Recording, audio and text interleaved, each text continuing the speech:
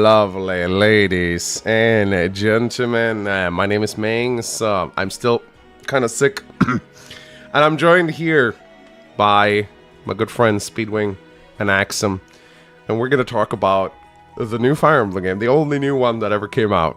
No other games came out. Absolutely no. So yeah, if I cough a little bit tonight, then my bad. So, hey guys, how you doing? Speedwing, you doing good?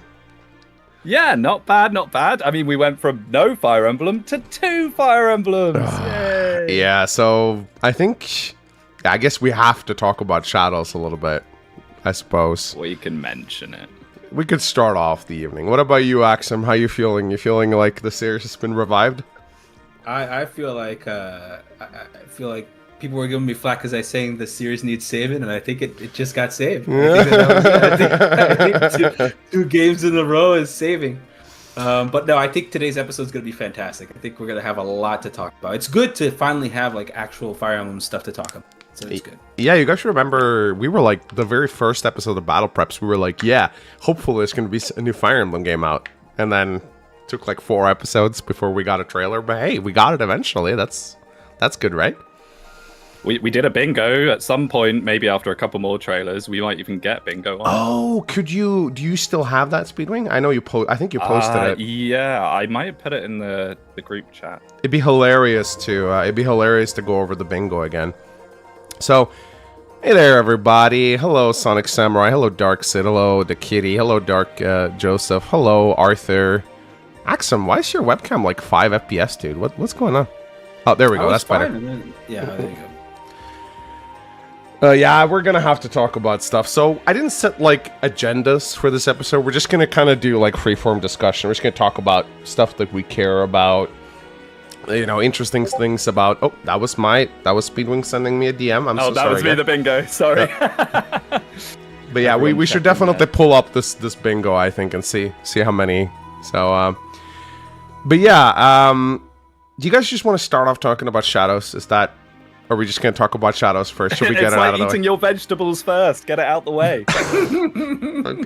Well, I think everyone knows my opinion. Oh, I'm actually not cropped properly.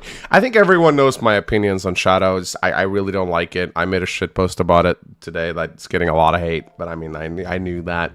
Look, I understand that hating on something is always going to be controversial and people don't like it. And Speedwing knows all about that, right? Being the contrarian gets you a lot of flack because people, generally speaking, they don't like it when you trash something. I don't care if the gameplay is actually good because I just think it's a shameless attempt at selling a bad mobile game by tacking Fire Emblem on it. That's what I really think happened, and that's why I don't like it. If you like it, good for you. I don't know, there's something cheap about it. I just don't like the way it looks. It looks like it's like Hero Wars tier Fire Emblem gameplay, you know? So but Axomm, you actually played it. So what do you think about the gameplay after actually trying it out? I did play it. I actually put a video out on it, and I spoke to Speedwing about this earlier. I was actually gonna be super trolling, right? I was gonna put a video that was saying like, should you play this game? Is this game even good at all? And then I was just gonna go like, no. And then I was gonna cut the video, and that was gonna be the end of that. But then I even made that comment in my video. I felt like it was a bit unfair to do that. So I actually got a couple of characters to level 6 or 7, which is not an easy feat, but it takes quite a amount of time.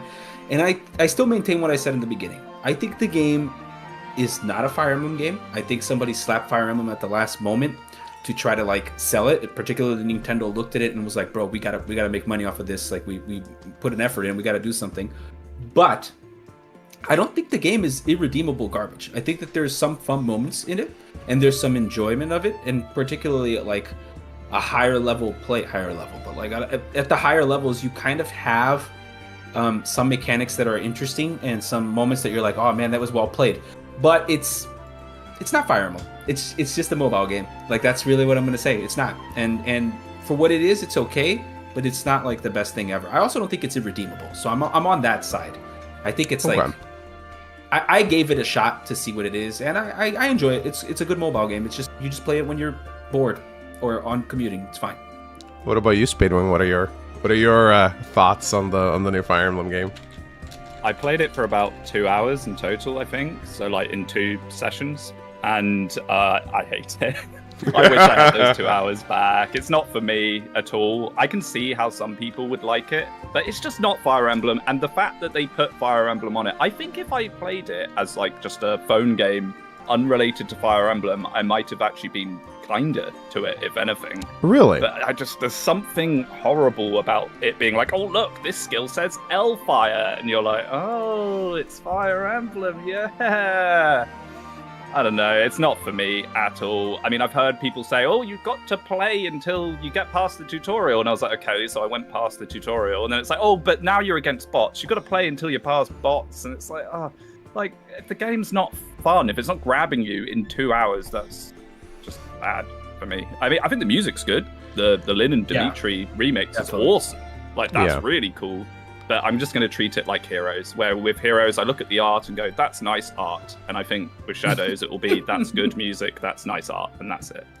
Yeah, I mean, I had a comment on one of my videos saying like, oh, Mangs, why do you hate spin-offs so much? I don't actually. I don't mind games like Fire Emblem Warriors, but those seem to be Fire Emblem from the start, whereas this game seemed to have been a mobile game that was in development for however long, and then they just kind of tacked Lynn and Dimitri on there, added a couple L-Fire tomes, and said this is Fire Emblem. That's what I find so shameless about it. Now, maybe that wasn't the case. Maybe it was Fire Emblem from the start, but I don't know if you guys heard about this, but the code name was revealed as Lionheart, and I believe almost every other game has had Iron 1, Iron 2, Iron 3, or something like that, which that may hint to the fact that it wasn't a Fire Emblem game to begin with. I'm not sure if there's any validity to that.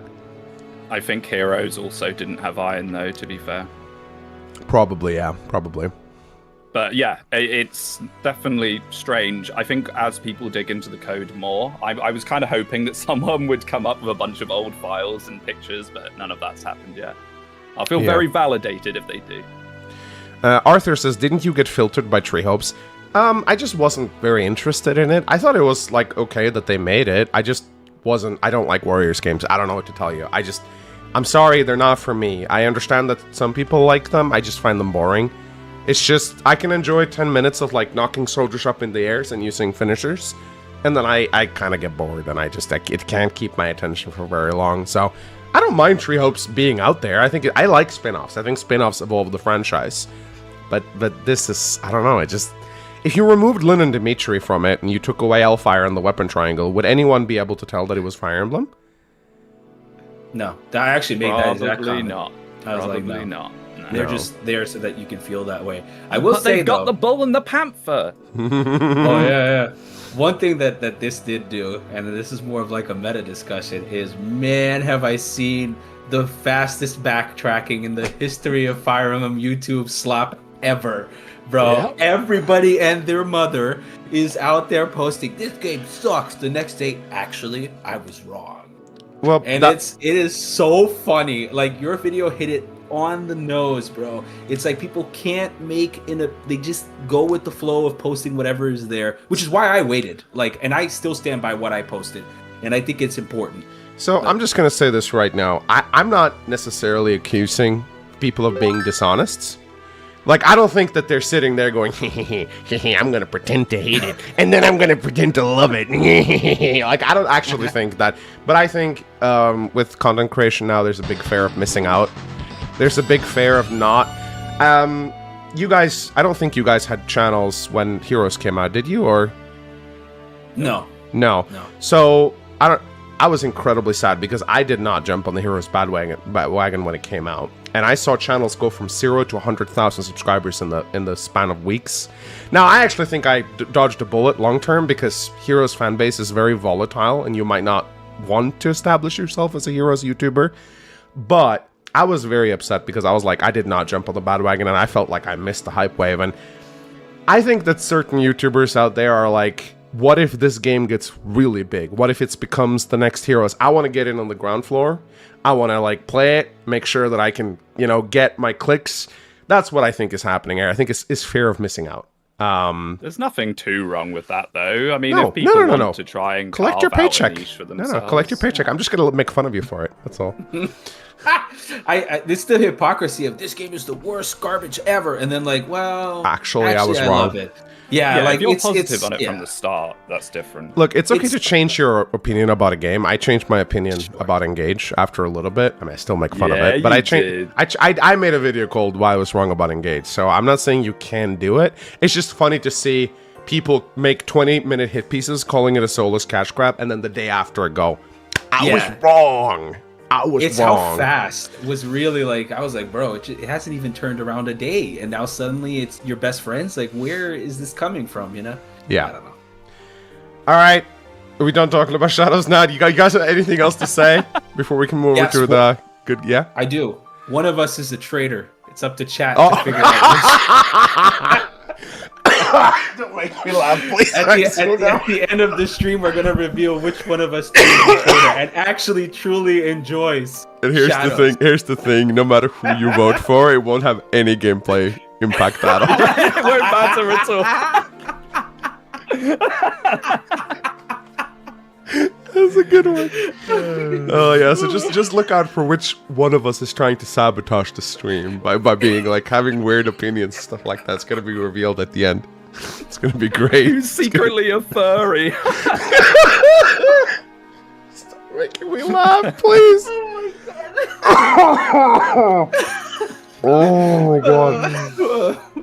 All right, so okay, we've talked about shadows. Next shadow form be a beluga whale. Oh my god. Oh my god. Anyway, Fire Emblem Fortune's Weave. I would just like to start this. I think we gotta acknowledge this.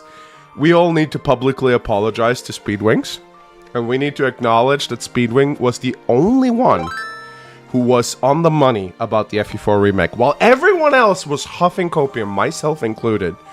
I don't think Axomm was as big part of the FE4 wave, but I certainly was. I was right there with the other people talking about the FE4 remake. Speedwing was the only one who called out that bullshit, and he ended up being 100% right about the remake. There was no remake. Well, many such cases. I'm right about everything. And he's so humble too. So humble too. Truly, his British ancestry is coming out here. But I just want to say, you called it, Speedwing. The FE4 remake was not real.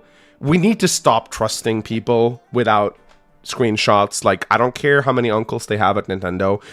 A leak without evidence is worthless. I don't care if you're Nate the Hates, if you're Pyro. If you cannot show me a screenshot, I don't care about your opinion about the next game. It's worthless. And I hope we probably haven't learned our lesson, but I'd like to think that maybe we'll be a little more critical moving forward. Yeah, you got to be the source guy, unironically. Like, absolutely. When it comes to matters like this, for sure.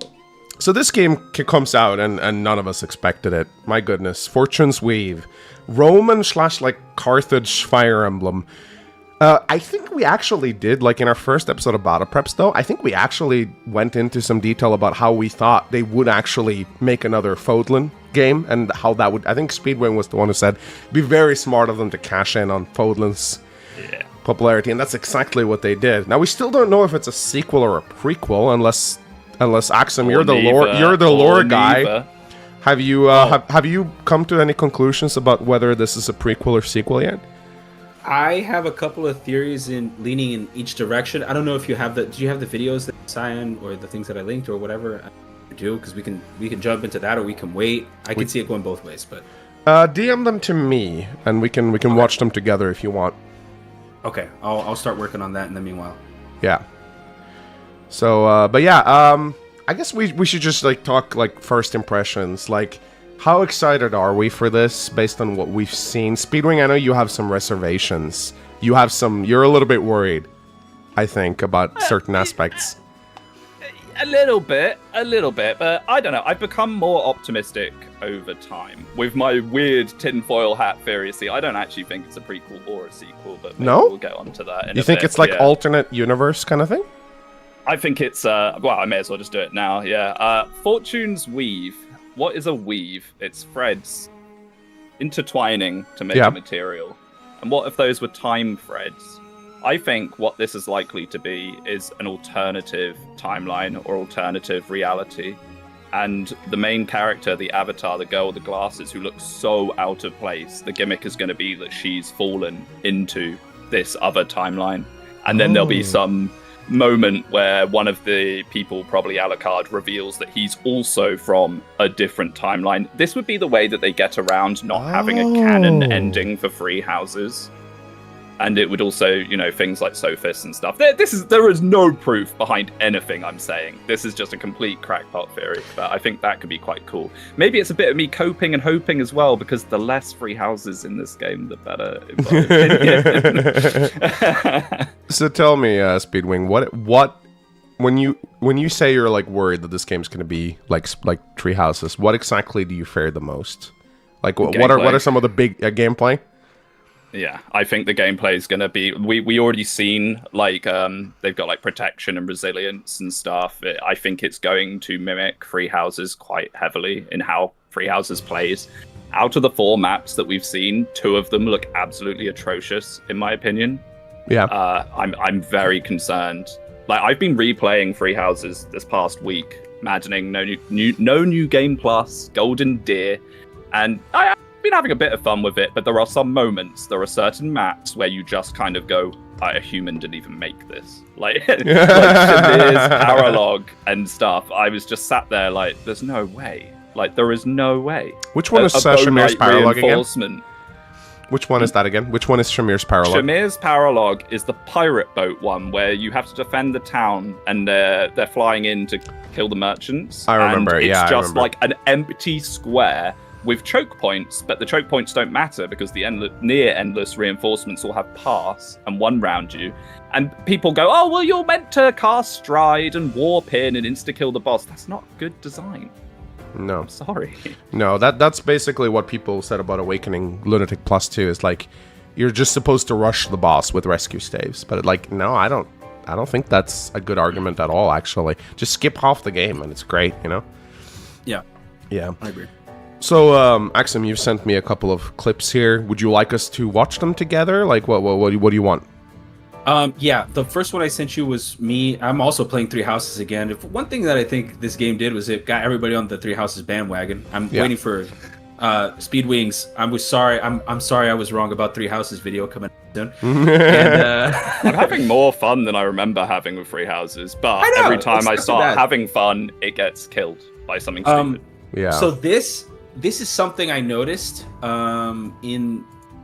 If you want to play that clip, it's from me. I was streaming, and Sure. I saw this on my stream. It should be a couple of seconds. Okay. It shouldn't be too long. I think I cut can. it off. I think I can do that. Now, you guys will not be able to hear sound, I'm afraid. But yeah, I do have the ability to. Let me. Maybe it has like subtitles or something. You don't need to even play it. You could just read what's written. Yeah, I can turn on like auto YouTube captions. Those are always great, right? Auto dubbing. Yeah. Watch it say something horrible like "This person deserves to die." I think I have to go over to. Nope. Also, I'm going to send you one last thing too. Sure. That's going to be relevant. Okay. All right, so we'll show this little clip of Axomm. Again, you two won't be able to hear the sound, but the chat will. So, all right, let's just see what Axomm's saying here. Metropolis of magic to the southeast of Folden, as well as the boundless desert that surrounds it. Yo. You're saying In the yo a distant lot. past, it was called the City of Illusion. Thanks to the intricate web of trading routes, rumors of its profound and mysterious magic continue to spread. Yo, tell me something. Is that thing in the trailer for that area in Fortune's Weave does not look like an intricate web of trading routes? Like, yo, I'm gonna pull this up. You can pause it here. That's fine. Because now I just pulled it up, but you want to show it, so you can pull up the map I sent you of Fortune's Weave. Of Sure. Resembles Carthage.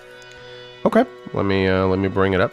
That's interesting though. Like, I am not surprised that you can find, like, among all the books that they've published in the library, surely they've pulled from some kind of lore that they put into Tree Houses. That would make a lot of sense, actually. I know that's how I would make a prequel/sequel, you know. Mm-hmm.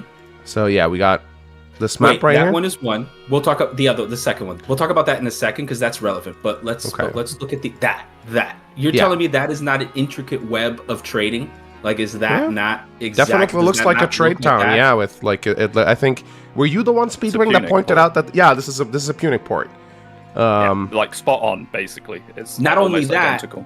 The scenes that we see Theodora in, they're all kind of like desert areas. You know, like everybody here's got that kind of like sand, like kind of vibe going on here. Like, I think that this could very well be Morphous. I think that this is very, very possible that it could be Morphous. Morphous on the right, in the bottom right, right here. Yeah. Now here is where you can hold that map right there. Here's where I really think sells it. We see Dietrich on a boat. Guess what is directly across from Morphous by boat? Just look at the region that's directly across, like Elmira. To the left, the Foldland. Oh, Foldland, yeah. To northwest, like the shortest route from the tip, Hrym. Hrym, yeah. Guess who's from House Hrym? Ďurica? Ďurica von Hrym. So, and we know that the Bartels, like who is Mercedes' family and Ďurica and all those people, they're all in that region. The county like changes name multiple times from Bartels to whatever. It doesn't really matter. What matters is that the people that are from Ďurica's family come from that area that is suspiciously across from Morphous. Like, I'm just saying. I don't know. I think it could mean nothing, but I think it's very interesting that all these. That's my crackpot theory now. If you're right, it's going to be pretty cool. I mean, I don't know. It's difficult to say, really. But that's pretty cool, actually. It's a cool little theory. Well, we'll put a pin in that and come back to it once we get more information. I would like... There's just one thing I would like before we continue. I want to take a look at the bingo we made. On the first yes, for sure. On the first episode of Battle Preps, we made a bingo. I want to see how right we were. So we got a few of them. All right, so this is the bingo that we made. I'm gonna go over each of these, and we'll see if they're right or not. So Avatar, no, actually, or we don't know. I think the glasses woman's an Avatar. Like, she just looks so out of her place. Her clothes do not fit with anyone else at all. Well, yeah, but we can't. You see her as a green unit in one of the chapters, which makes it a bit funky. Yeah, so people are saying that the fact that we see her as a unit means that she can't be an avatar, but I actually disagree. Every avatar's playable apart from Mark. Who's to say that even though they are both avatars, that we can't see both of them together? Maybe they're both two characters, and you choose one of them. I don't think Kai is an avatar. No? I don't think Kai's an avatar. No. Oh, you think she's the avatar? I think the glasses girl is the avatar. Yeah. Interesting. I could be wrong, but she just looks so we have out to of like, place. but we can't cross it off until we know. It's not confirmed. Lolly Dragon. Well, so this is grown up, so no. Edgelord, absolutely Dietrich. Yeah. Absolutely 100%. Dietrich. Continent of Emblem, yeah, is that one fair? I mean, a little bit maybe. There's a new continent and somebody rules it, so probably, yeah. Let's do it. And there's 4 nations. Blue-haired main character. Kai has blue hair, doesn't he? Emo mysterious character. Bluey, absolutely. Yeah. Lancelord lance as main lord weapon. Kai has a lance. Chicken jockey. Chicken so jockey. We don't know Turnwill. I think we can pretty. He's running around in a my city, base castle's gonna be a thing. Yeah, absolutely. New combat mechanic. Absolutely. Blazards. Someone being barefoot. Theodora is barefoot in the trailer. No, she's wearing sandals. No. No, she's got her toes out for sure. I'm pretty sure when she's in the. 2 main characters. More than 4, 2 actually. Yeah. Evil Maybe dragon. 5 The first guy is total like the divine sovereign is totally an evil dragon. He looks like Duma. Budget Duma. Yeah. In-game world map, absolutely. Weapon triangle, we don't know actually. Furries, don't know actually. There's a cat mask woman. I don't know if she is a cat. But that's she's not wearing a cat helmet. Was there any bold characters in the trailer? I think so. I mean, you can add that for shadows. Yeah, though, I think one of them is. Yeah.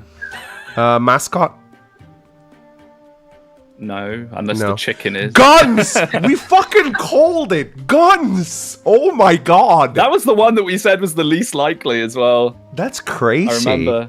Time travel, we don't know. Nostalgia bait, I mean, every trailer is nostalgia bait. So this is nostalgia bait. Yes. Yeah, massively. Character customization, we don't know. Big boobs, I'd say there were some honkers in this trailer.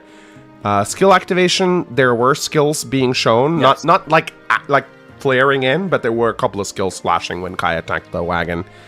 And flash a critical hit, D-trick. So we actually did not get bingo, guys. Well, I think there there's is probably bold a bald characters. character. I'm pretty sure there are. Like, there was an image somewhere. I don't know if I have it to hand, where someone got all the playable units mini mugs in one picture. Oh, It's so really there is a good. bold character? I'll see if I can Probably. find it. Bingo. Bingo. Ding, ding, ding, ding, ding, ding, ding, ding. We don't know yet, but I think so. Yeah. Yeah? I'd still say that's pretty impressive. Let me read some donations. Lord Commander Jogan donated $5. Can't believe my guns meme on the bingo card actually came true. I remember everyone thought the bingo was ruined because of it. Crazy, huh? Crazy. Although I will say, it seems to be a gun that shoots spells, but a gun nonetheless. I think it's a 1-2 range fist from the looks of it. It's like a taser. Yeah, yeah. Some @𝐴𝐵𝐴RFN nonsense. I can't believe think they it's a took the healer meme, like the guy with the gun. I'm a healer, but Yeah. Bane Daughter of Chaos donated $2. The history is very Fire Emblem, indeed. And Norian Guy donated 2 chefs. It's Speedwing. Yes, it is. He's here. So yeah.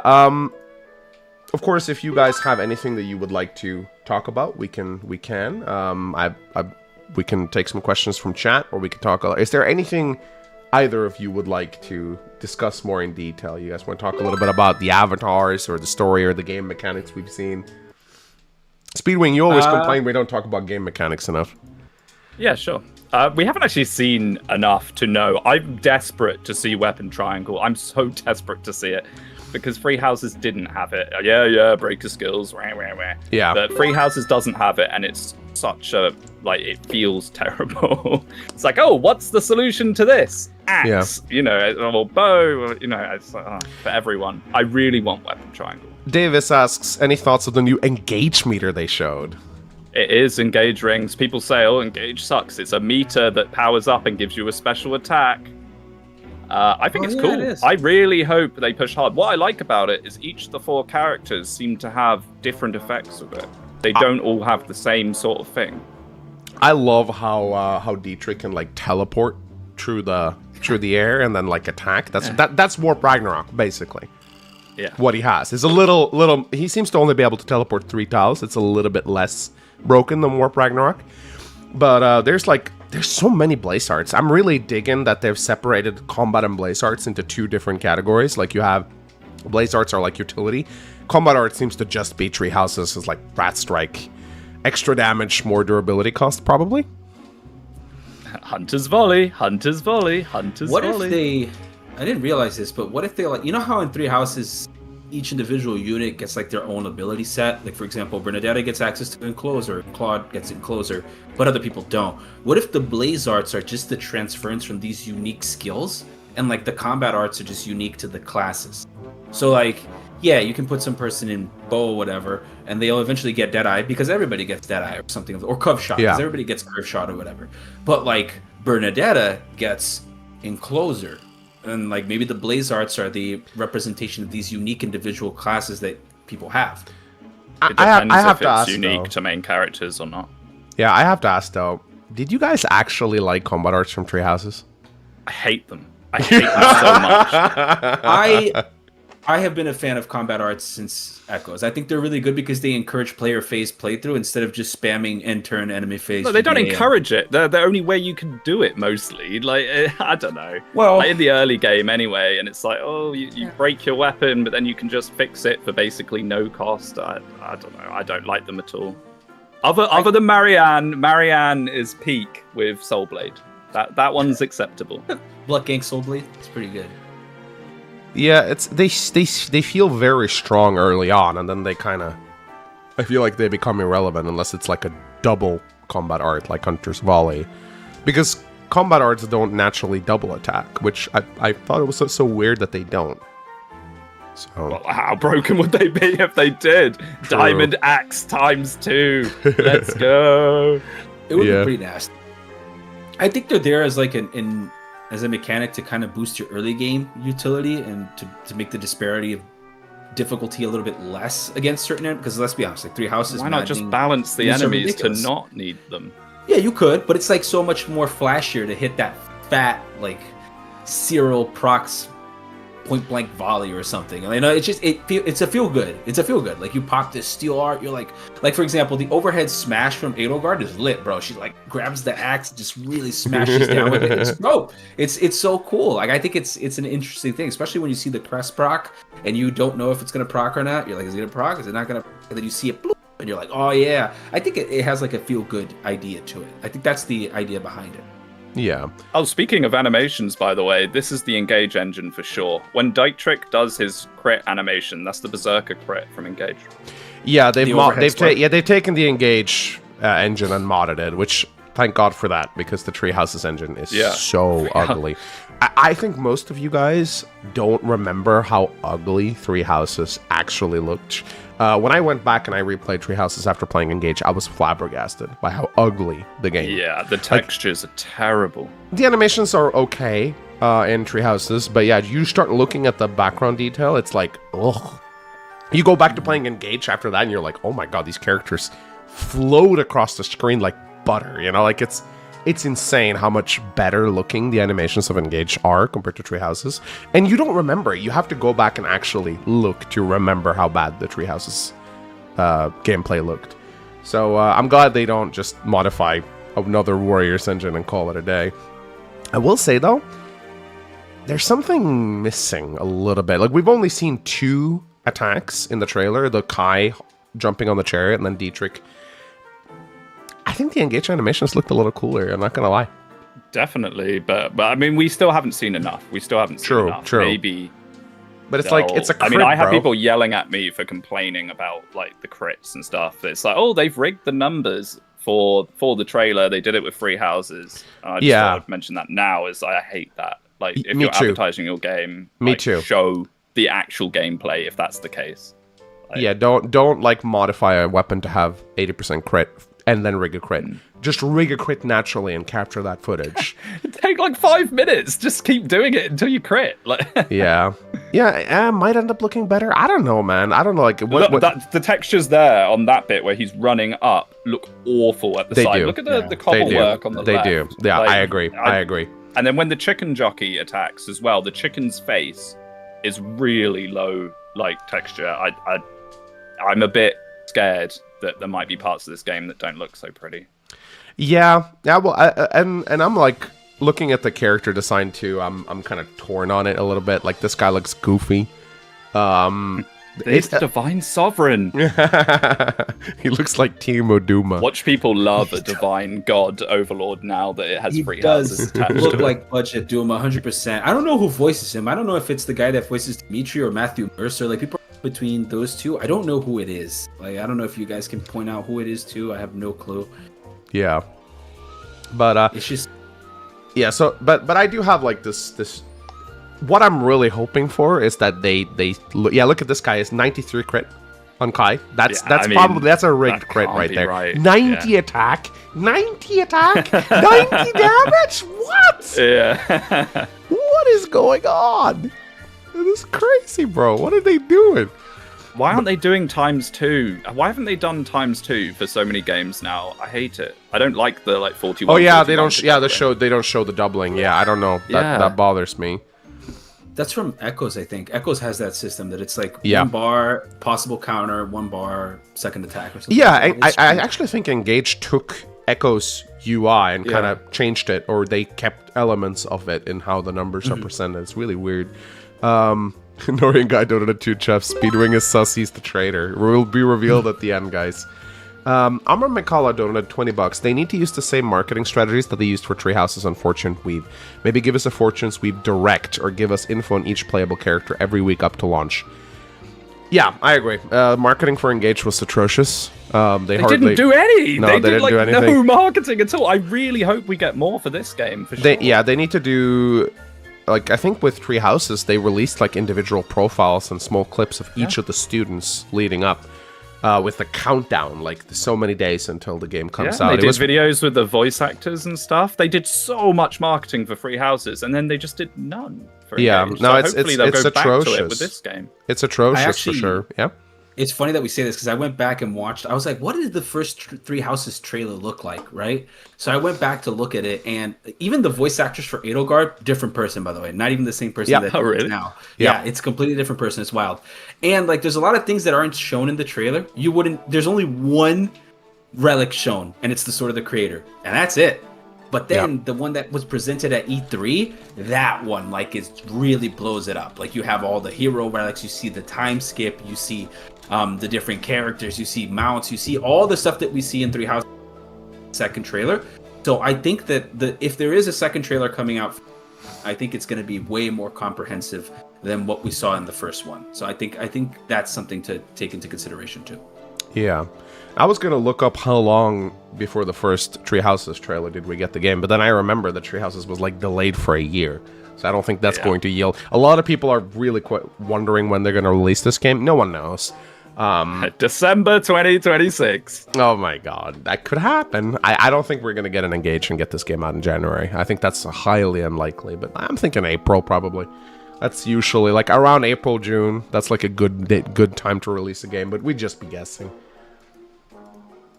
I think it's going to be a summer release to coincide with like kids going out of school and look, this new game just dropped for Switch too, and then they're going to get it. Like, it makes sense to me.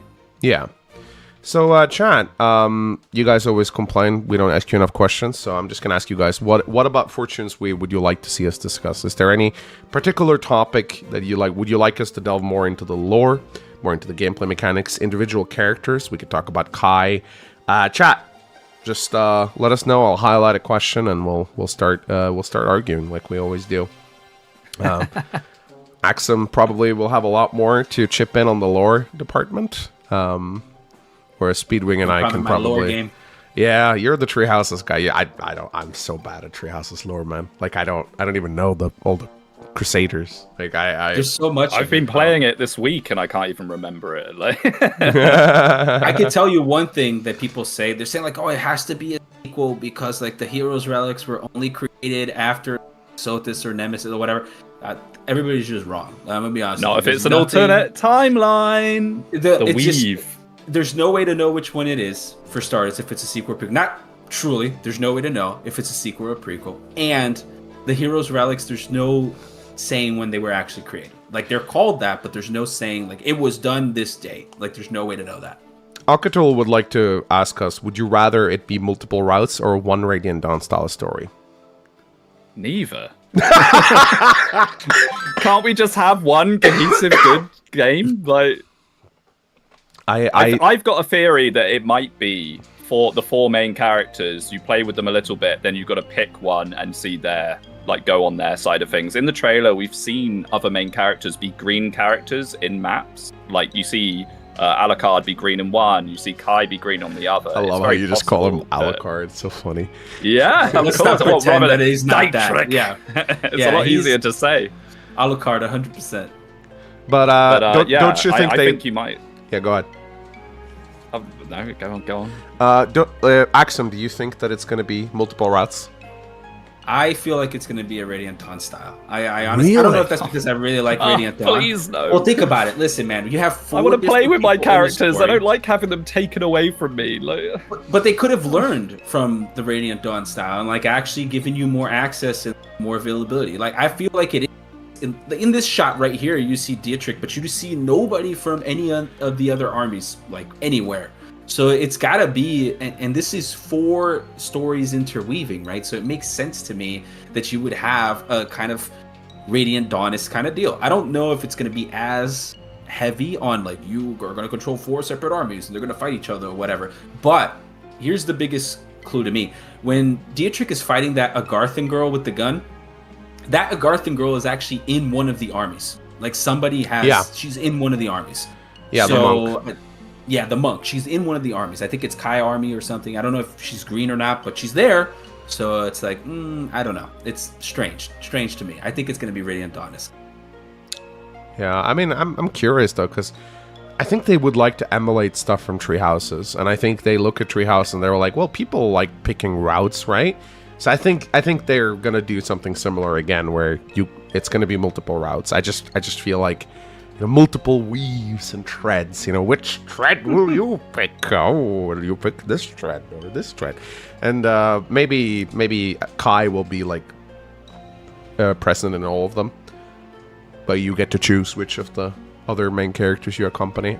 I think Kai appears as a green unit in one of the pictures. He does, yeah, he does. Why don't know. Why even give you the choice if we all know everybody's gonna pick Alucard? Like, to be honest here. Theodora? No, I'm Team Theodora. Oh, yeah. Since I made a connection that I think she's based off Hannibal, and now I'm like, yeah, Team Theodora all the way. Give me my Elephant Rider intelligence systems. Do it. Elephant Riders would be cool. kick-ass. Elephanters? That would be dope. Yeah, that would be really They would fit good. with the Carthage theme massively. It would. And she's even in like one of those little pails that they carry too in the beginning. Yeah, exactly. And, Yeah, then she promotes into Elephant Rider. Oh, dude, please. Take this elephant. Yeah, exactly. And then she could be launched in shadows and be like an elephant transformation. No. We've talked about shadows. No, I don't want to see Theodora's elephant persona. Thank you very much.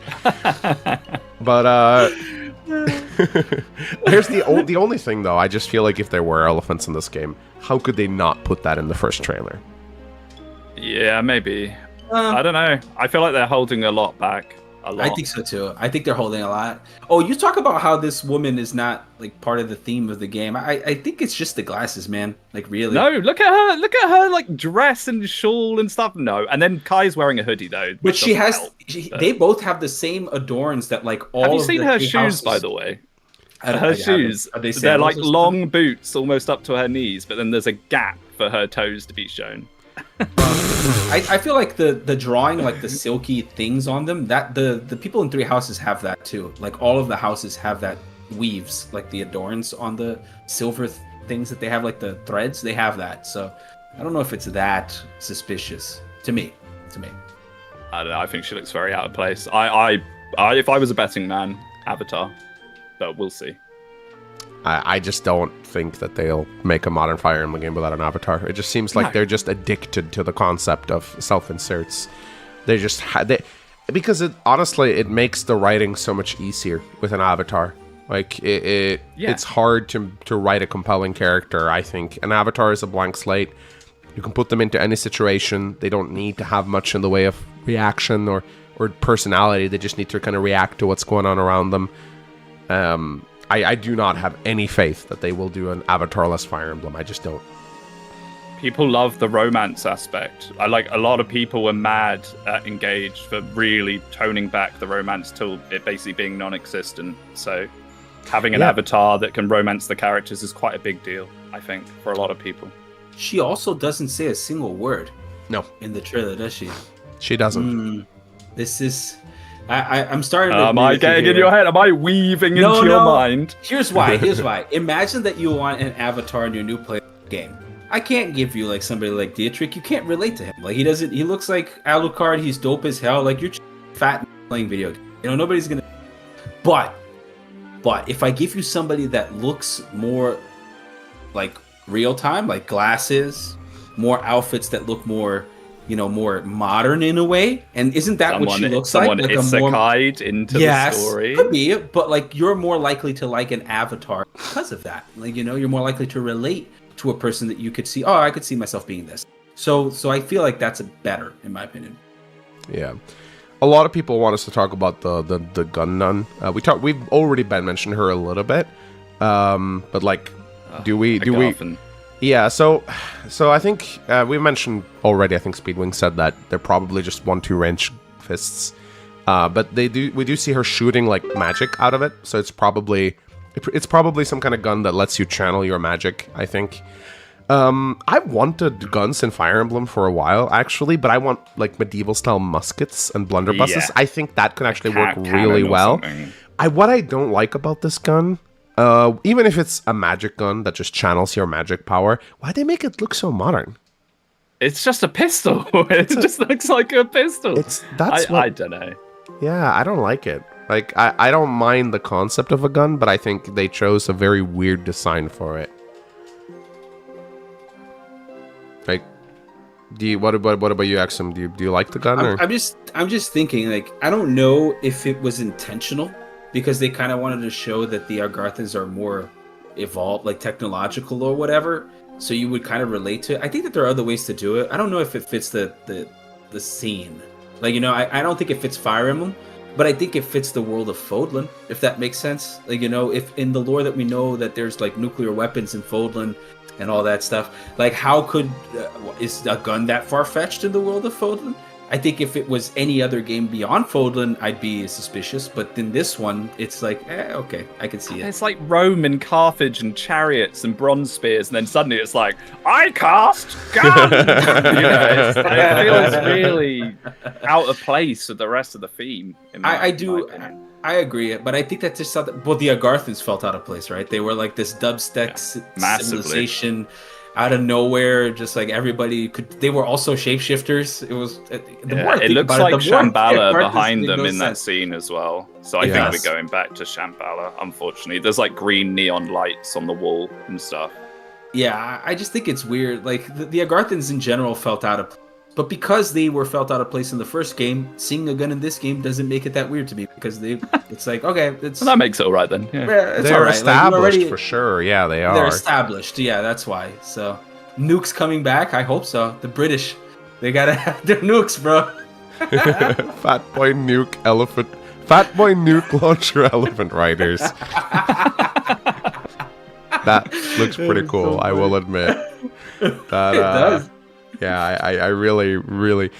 Brazilian guy says, guns doesn't fit in the world of Fire Emblem, brother. We have armor knights. I mean, dude, armor was invented before guns, though. Like, I don't get it. Or is he talking about, like, the weird contraptions inside the GBA generals with the chains and the... They do actually... Oh, what? Where they throw the axe and then, like, pull it back. Hey, that's better than the infinite javelin that just appears in your hand again. That's true. Marcus has the most incredible javelin ever. He can just throw it 20 times and it magically appears back. Or the boomerang axe, which always comes back. Every single time. Imagine throwing a hand axe and it looping back. Imagine how many people would die from that, from just throwing it and being inept at catching it. Pochermon donated $7. I wonder if Byleth might appear in the game. Sothis is connected to them and don't have rule over time, so sending Byleth to the past might be possible. I've seen a lot of people say that the girl with the glasses might be related to Byleth. I don't really see it, but a lot of people have pointed out that she looks a little bit like him. Or her. I'm not sure. I think that might be I think that might be a bit of a reach, but I mean, will Byleth show up? I don't know. I feel like Sothis...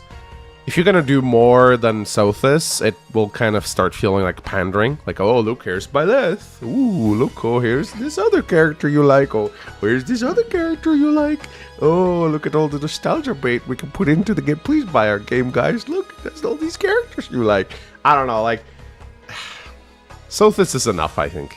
We don't need more than that. You don't want Bredalgard? Bredalgard. Oh my god. I don't know if it would make sense, because the thing that ties Sothis to Byleth is the heart, like, right, the crest stone. So, like, did we keep the stone around and implant it in somebody else? I don't know. It feels like there's a... Well, there'll be a Fire Emblem, which in Fodlan is the Crest of Flames, so... We don't even know if it's past or future Sothis, though, or like alternate timeline. So I have a feeling it might actually be alternate timeline. I think Speedwing. Yeah, I feel like, because that's just I'm usually correct. I'm just the more I think about it, the more it just seems like that's something they would do, like alternate. Imagine how outraged people would be if they're like, "Oh, the canon timeline all along was Verdant Wind" or something like that. You know, like they're not. No, I agree with that. Which is why I think it's more likely to be a prequel, because nobody wants to hear that Edelgard was wrong. Like, you know, nobody wants to hear that. So they would it's either a prequel. Yeah. Oh, you cut out there, Axomm. Sorry. nobody wants to hear about how 𝗏𝗏𝗃𝗏 was wrong. Like it's either a prequel or a different timeline. I agree. I don't think it's gonna be a sequel because I feel like that's stepping on too many toes. Imagine the game opens up with like a narration and it's 𝗏𝗏𝗃𝗏 like, after I conquered the world of Pokemon, killed _𝗏𝗏𝗃 and 𝗏𝗏. Like, oh my god, that would be hilarious. That would really that would really set the that would set the theme really well. Daniel Gomez asks, do you think gambits will be unique to Theodora like the Nintendo topics may suggest? Possibly. I think so. I think it looks like each of the 4 main characters have a different thing. Yeah. Like hers is gambits, Alucard's is the blaze arts of like the teleporting around. Leader seems to be summoner. She's like summoning things. And probably she has dance. a summon list. I would imagine whatever arts is dance. Kai, we haven't really seen, but we saw him do the engage blast out of his hand. He does the Biden blast. Yeah. I hope combat art. I hope that Theodora is the only one. Looks like shit, by the way. I'm sorry. That looks like. It looks like awful. a bunch of skeletons attached. Oh, can we talk about battalions? Like, sure. I hate them. I really hope it's only. Yeah, people say, "Oh, engage rings suck because it's skills and stats on a thing." What battalions? I've been playing Three Houses this week, and it's like +10 might, +5 armor, and +30 hit on something that you equip that then has an area of effect splash damage. I mean, it's insane. It's crazy. They're more powerful than some of the Emblem rings, unironically. Yeah, it's. I don't know about that, but they're pretty powerful. They're pretty good. They're very powerful. And I don't know. Like, has anyone ever been excited about battalions? Like, I always go.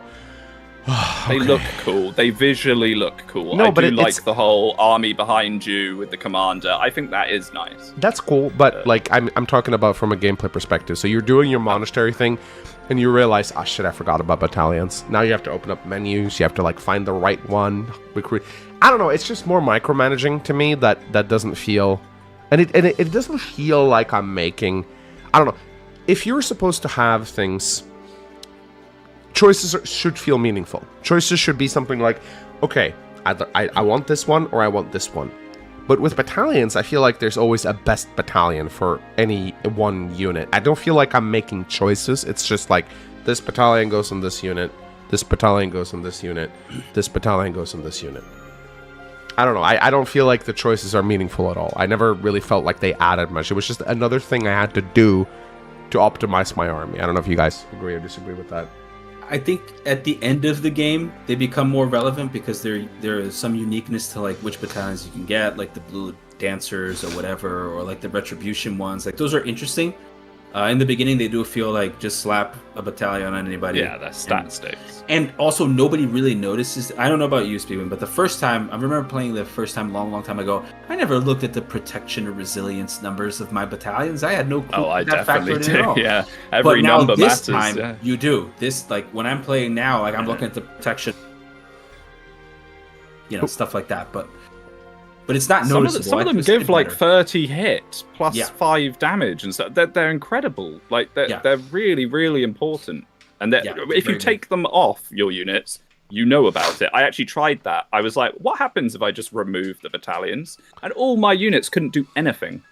Yeah, they're pretty garbage. They were doing like 5 damage to the enemy. And they like, become such a core, like the battalion that lets you retaliate at range. Oh, the advantage. Don't even start with some of that Italian Retribution, you put that on 𝗏𝗏𝗃𝗏, and he can retaliate at any attack directed against him, and you just send him in. It becomes Juggernaut Emblem at that point, which... It does. And that's the kind of thing I always think that Fire Emblem should try to not be that as much as possible. We all love a solo run, but it's like every game should try... Occasional solo run.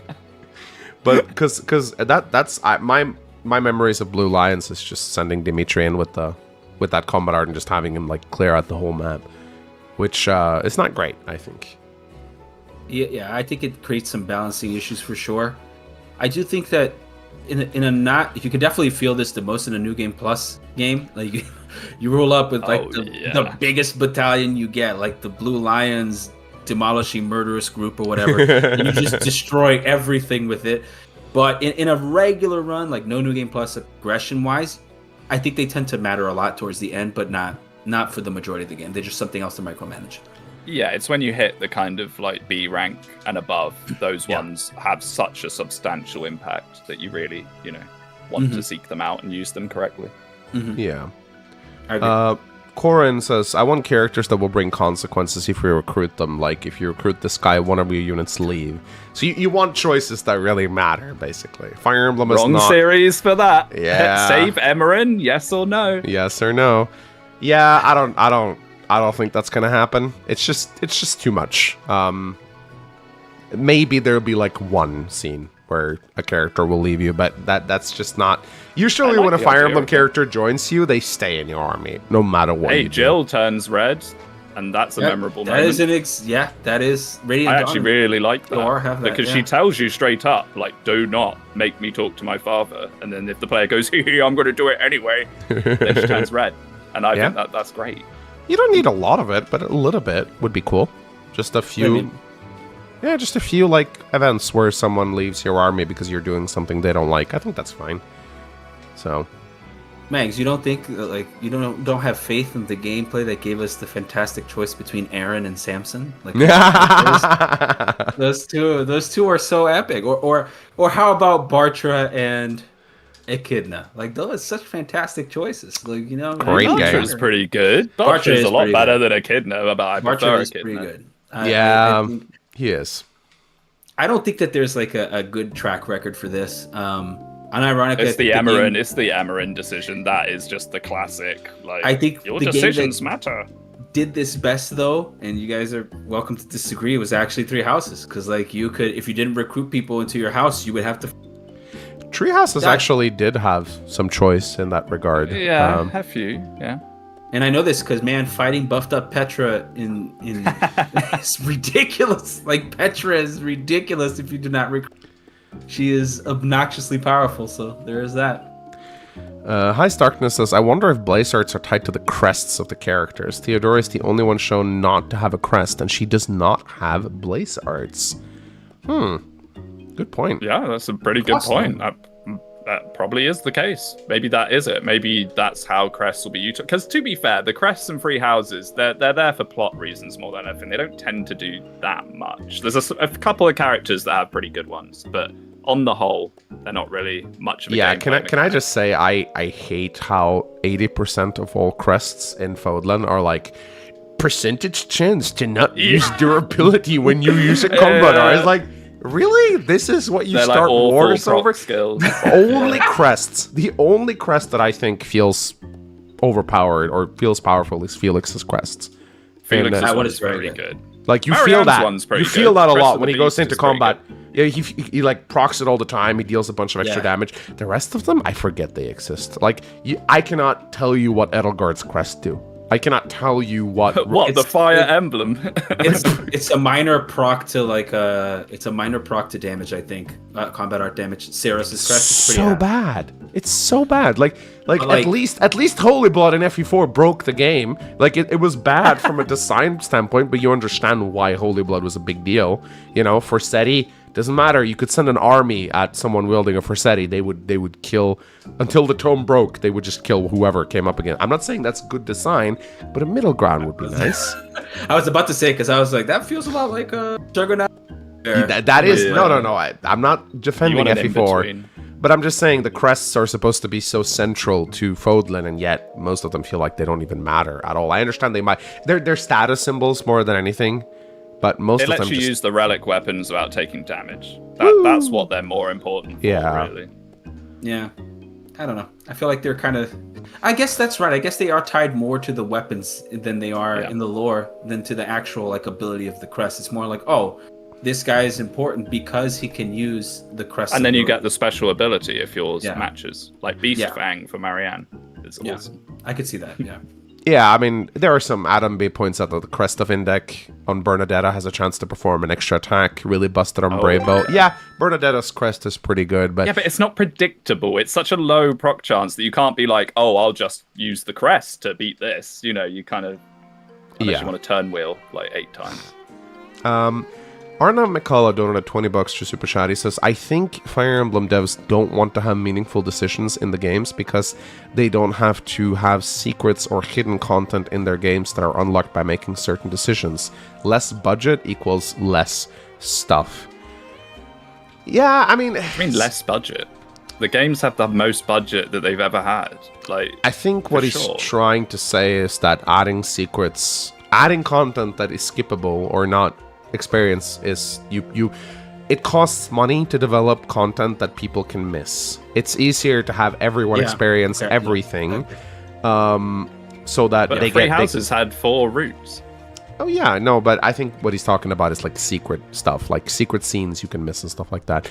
But I think it's important to have. I think it's important to have that stuff in the game. I think it is important to have secret missable content in the game.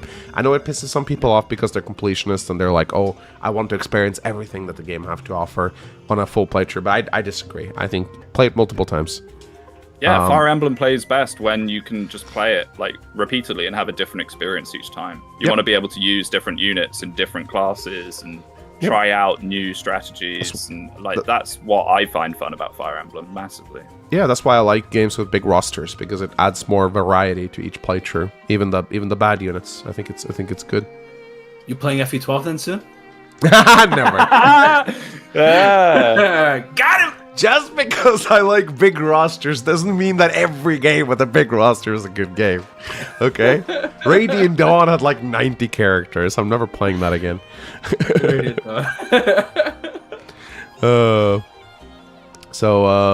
Henry says, the crest abilities in Tree Houses feel better than the personal abilities in Engage. Most personal in Engage had such a negligible effect that they were irrelevant most of the time. That's not true, though, because they're not proc skills, so they're always active, so they're always relevant if you want to use them. I wish they were the better, crests. though. I wish they were better. No, they are pretty bad. The personal skills are relatively bad, but some of them are okay, like 𝗏𝗏 reducing crit in an aura around her, Panette giving you 10% more crit. Merrin's one is incredible if you pair it up with Lynn. So Merrin's personal ability gives her, I think it's hit and avoid based on female units near her. But if you use Lynn's cool doubles, they count for it, and she just stacks like a bunch of hit and avoid instantly. Yeah, like, or Gold Mary that just definitely gets wanted more power in the rings. But... Yeah, or Gold Mary that just gets 20 avoid against most enemies she goes up against. Yeah, like they are relevant, but they're just, you know. There's a couple of real stinkers. There's a few characters with really bad ones, mostly weighted in the front, like etier, like, oh, use a vulnerary and get a bit of extra strength. That's +2 terrible. Strength.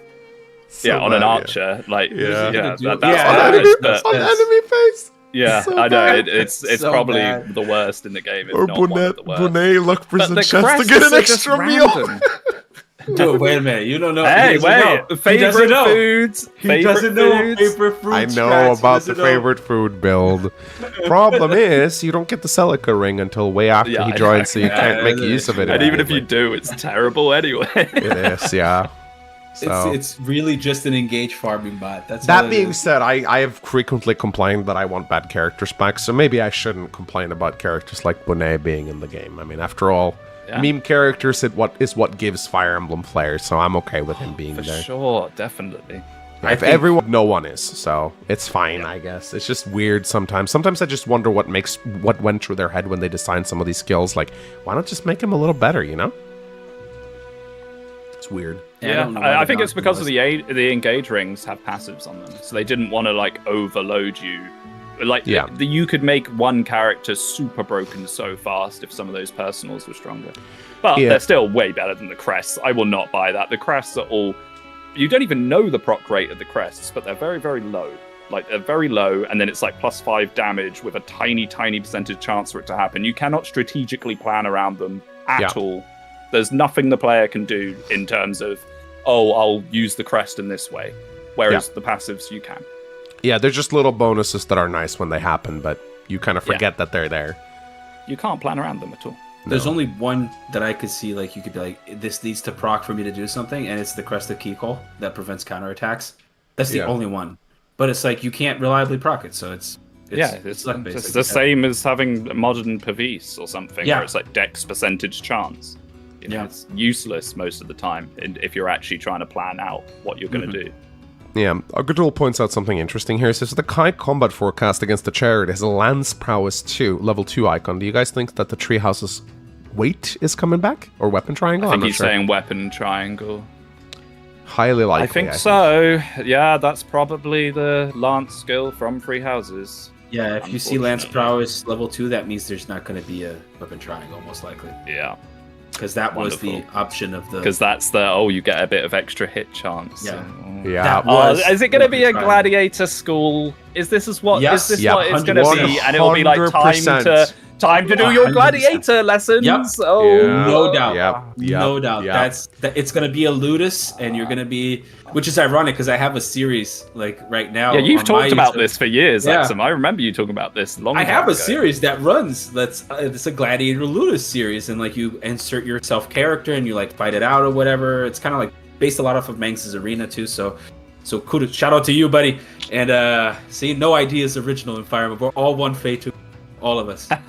So we're all gonna love Shadows tomorrow, by the way. And It's so evil of Nintendo. They know I love arenas, and yet they put an arena in the game. How could they do this? I know, right? Oh, someone needs to tell them. Yeah, someone needs to educate them. Oh. But yeah, I think it's gonna be a ludus. I think the gladiators are gonna be training in arts. There's gonna be an instructor. Watch that instructor join you later on. It's gonna happen. Yeah, Kai will be able to like go to the arena and be like select an opponent and like fight in the arena, just like you fight in the engage in the arena chamber. It's gonna be, I think it's very likely that they'll take. Again, it'll be a mixture of mechanics from Engage and Three Houses. My hope is that they take the good stuff. Any Engage mechanics? No? What Engage mechanic have you seen so far? Good point. There's no chain guard. There's no like classes having a specific passive. It's just Three Houses. Well, we don't know anything about the classes free. yet. Yeah, but we haven't seen anything yet. I mean, that's the problem. This is all speculation on like a 2-minute trailer that's mostly cinematics. I do prefer the class system of Engage over Three Houses. I think Three Houses was a little bit too convoluted, bro. Like everybody could be everything, you know. Like Cynthia Is it walking convoluted around. though? It's like if you're physical, you go in Brigand. If you're magical, you go in Mage, and then you go into Wyvern or you go into Grammary. What I meant is in terms of like unit identity, right? Like having Lysithea Fortress completely breaks my immersion. What Lysithea should be. It's good for the base defense. It's good. I mean, it is. It's not bad, but I feel like it's weird, and I prefer it in Engage because Engage at least you have a natural progression. I'm like you can inherit something to go another way. Both of them suck. I want us to go back to Fates where there's like maybe 2 reclasses Fates per had unit, the best. so there's a bit of variety. Fates had the best reclassing system in the series. It was just restrictive enough to not be completely stupid, but you had the option through supports to get almost any class you wanted. It was it felt like you had to you can get this unit into almost every class, but you have to work towards it. You have to okay, I have to pair him up with this unit, use a friendship seal. That's what I like. I hated the original reclassing even in Shadow Dragon, man. Like just the ability to Briss is a Myrmidon now. Yeah, Sniper Wendell. He was designed to be a sniper. As a sniper, dude, Wendell. 18 speed at base as a sniper. Best sniper in the game. Cleric Navarre, he's the best cleric in the game. Indeed. Look at my hands. Look! So stupid, man. Pimple of his donated $20 through Super Chat. Oh, we'll see how long my voice lasts through this podcast. Treehouses has some secret combo. If you make the BCB support with Felix and Mercedes after the paralog, the combo changes a bit. Mercedes talks about her brother, and Felix wants to know why he's compared to the Death Knight. Yeah, there is secret stuff in Treehouses for sure. There are little Easter eggs and stuff like that. I think when people say secret stuff, I think they mean stuff like guidance in the Game Boy Advance games that can be missed. Pursuit Ring in FE4. Yes. Like, FE4 is absolutely full of secrets. Brave Axe. It's one of its best parts, in my opinion. Yeah. No, I like it too. Find. Oh, for sure. I mean, imagine... Axomm doesn't like that at all. No? You don't like a really obscure thing that you have to buy the guide to find out? What is so rewarding about walking onto a tile in Narnia and getting a Brave Axe? Like, what is it's like if you did it. The Brave Axe. Like, Yeah, but the I don't idea know. is you stumble upon it naturally while you're playing, and you're like, oh, what? And Who then you is talk to your naturally friends, and gonna they're land like, what's there? I'm that? gonna tell you a story, Axomm. I'm gonna tell you a story, okay? I played I wanna FE4 hear with this. my buddy. We were in chapter Okay. 10. There were no good walkthroughs back then. This was a long time ago, okay? And we have just read on a forum somewhere that after you kill Arvis with Seliph, there's a chance for him to meet his dad. But that's all there was like a rumor on a forum. We kill Arvis and we have him wait on every single tile until we hit a water tile. We get the event with Sigurd's ghosts. We were shouting in the living room. Oh! Oh! Oh! I'm telling you, one of the coolest moments I've ever had playing Fire Emblem is finding that just based on a rumor some guy made in a forum post. Okay? I loved it. It was great. I like stuff like that. It doesn't detract. And if you don't find it, who cares? The sad thing is, all of that's gone now, really. Yeah, you because can't- a that's what I was million gonna say. YouTubers will be like, top 10 secrets that you need to know before you play. Dude, fucking content creators ruin everything. Man, like... Yeah, pretty much. Oh my Top god. 10 reasons why Fire Emblem Shadows is actually the best. Oh! And it's actually good. Honestly, though, but with Shadows, the meta will be ruined by someone saying, here's my guide to the It's ultimate already way out. to win. And then Yeah. everyone will just copy-paste that. And then, Yeah. you know, fun's over.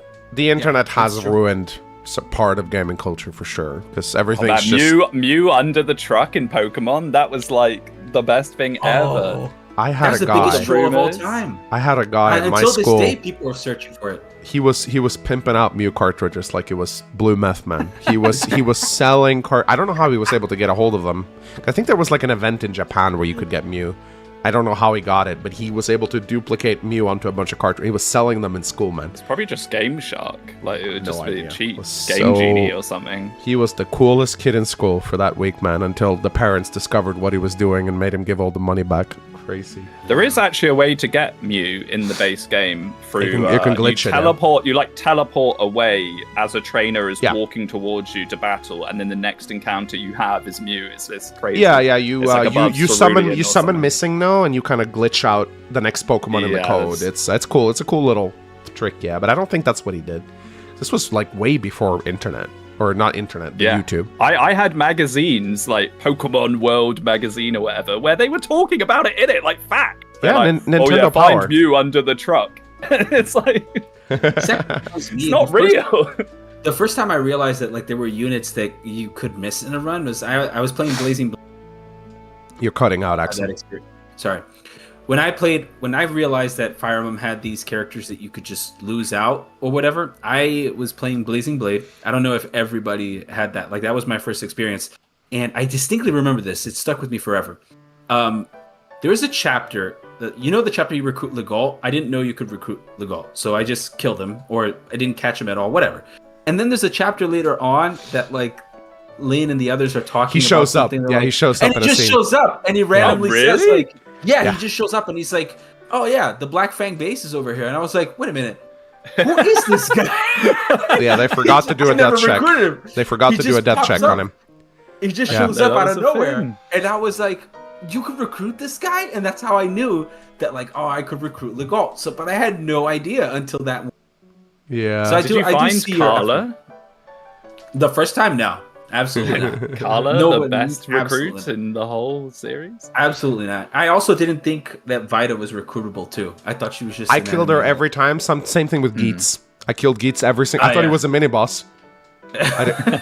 Hey, just killed I the never dude. used Dart, so I never got him. It's so funny. And then I saw Yeah. a support with him and 𝗙𝗏𝗏𝗏, and I was like, wait, Wait. 𝗙𝗏𝗏𝗏 can support with a boss? What? I was like, oh, crazy. Anyway, guys, let's move back on topic here. Akatola wants to know, would you guys want him to keep the ability to use any weapon, no matter your class and tree houses? Hell no. No. No way. Everyone has a bow. Yay! So, Absolutely No, not. thank so you. annoying. I hate Nope. every Sucks. class being able to wield every weapon. It completely robs the game of its identity. Now, sure, like, can anyone pick up a bow? Yeah, but if they're not trained in it, it's not going to do much.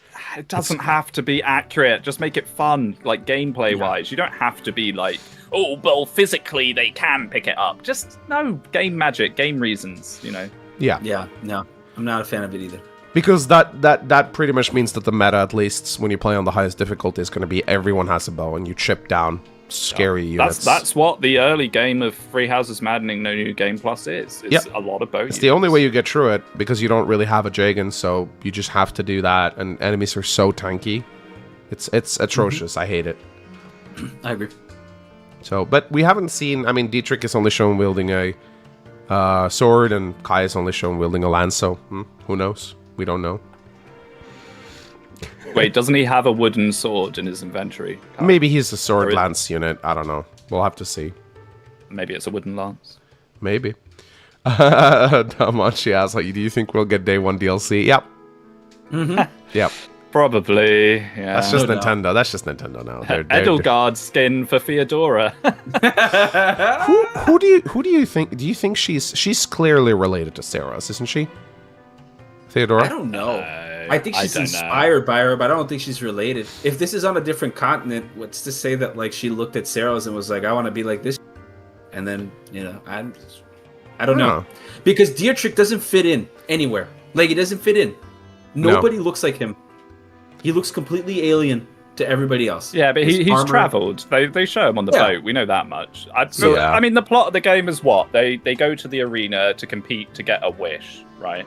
Yeah. And they've all travelled from various areas to this place to try and get their hands on that wish. So him coming from quite far away makes sense. It's like the Dragon Ball plot, really. It's like... It is, and it's so predictable what's going to happen as well. Dragon Ball Emblem. Either someone's going to wish for something horrific, or that whoever gets the wish, probably the player, it won't be what you think, or something, the Divine Sovereign won't allow it, or will swap it to something else, Somebody has to say, and this is to go even further beyond. Like, or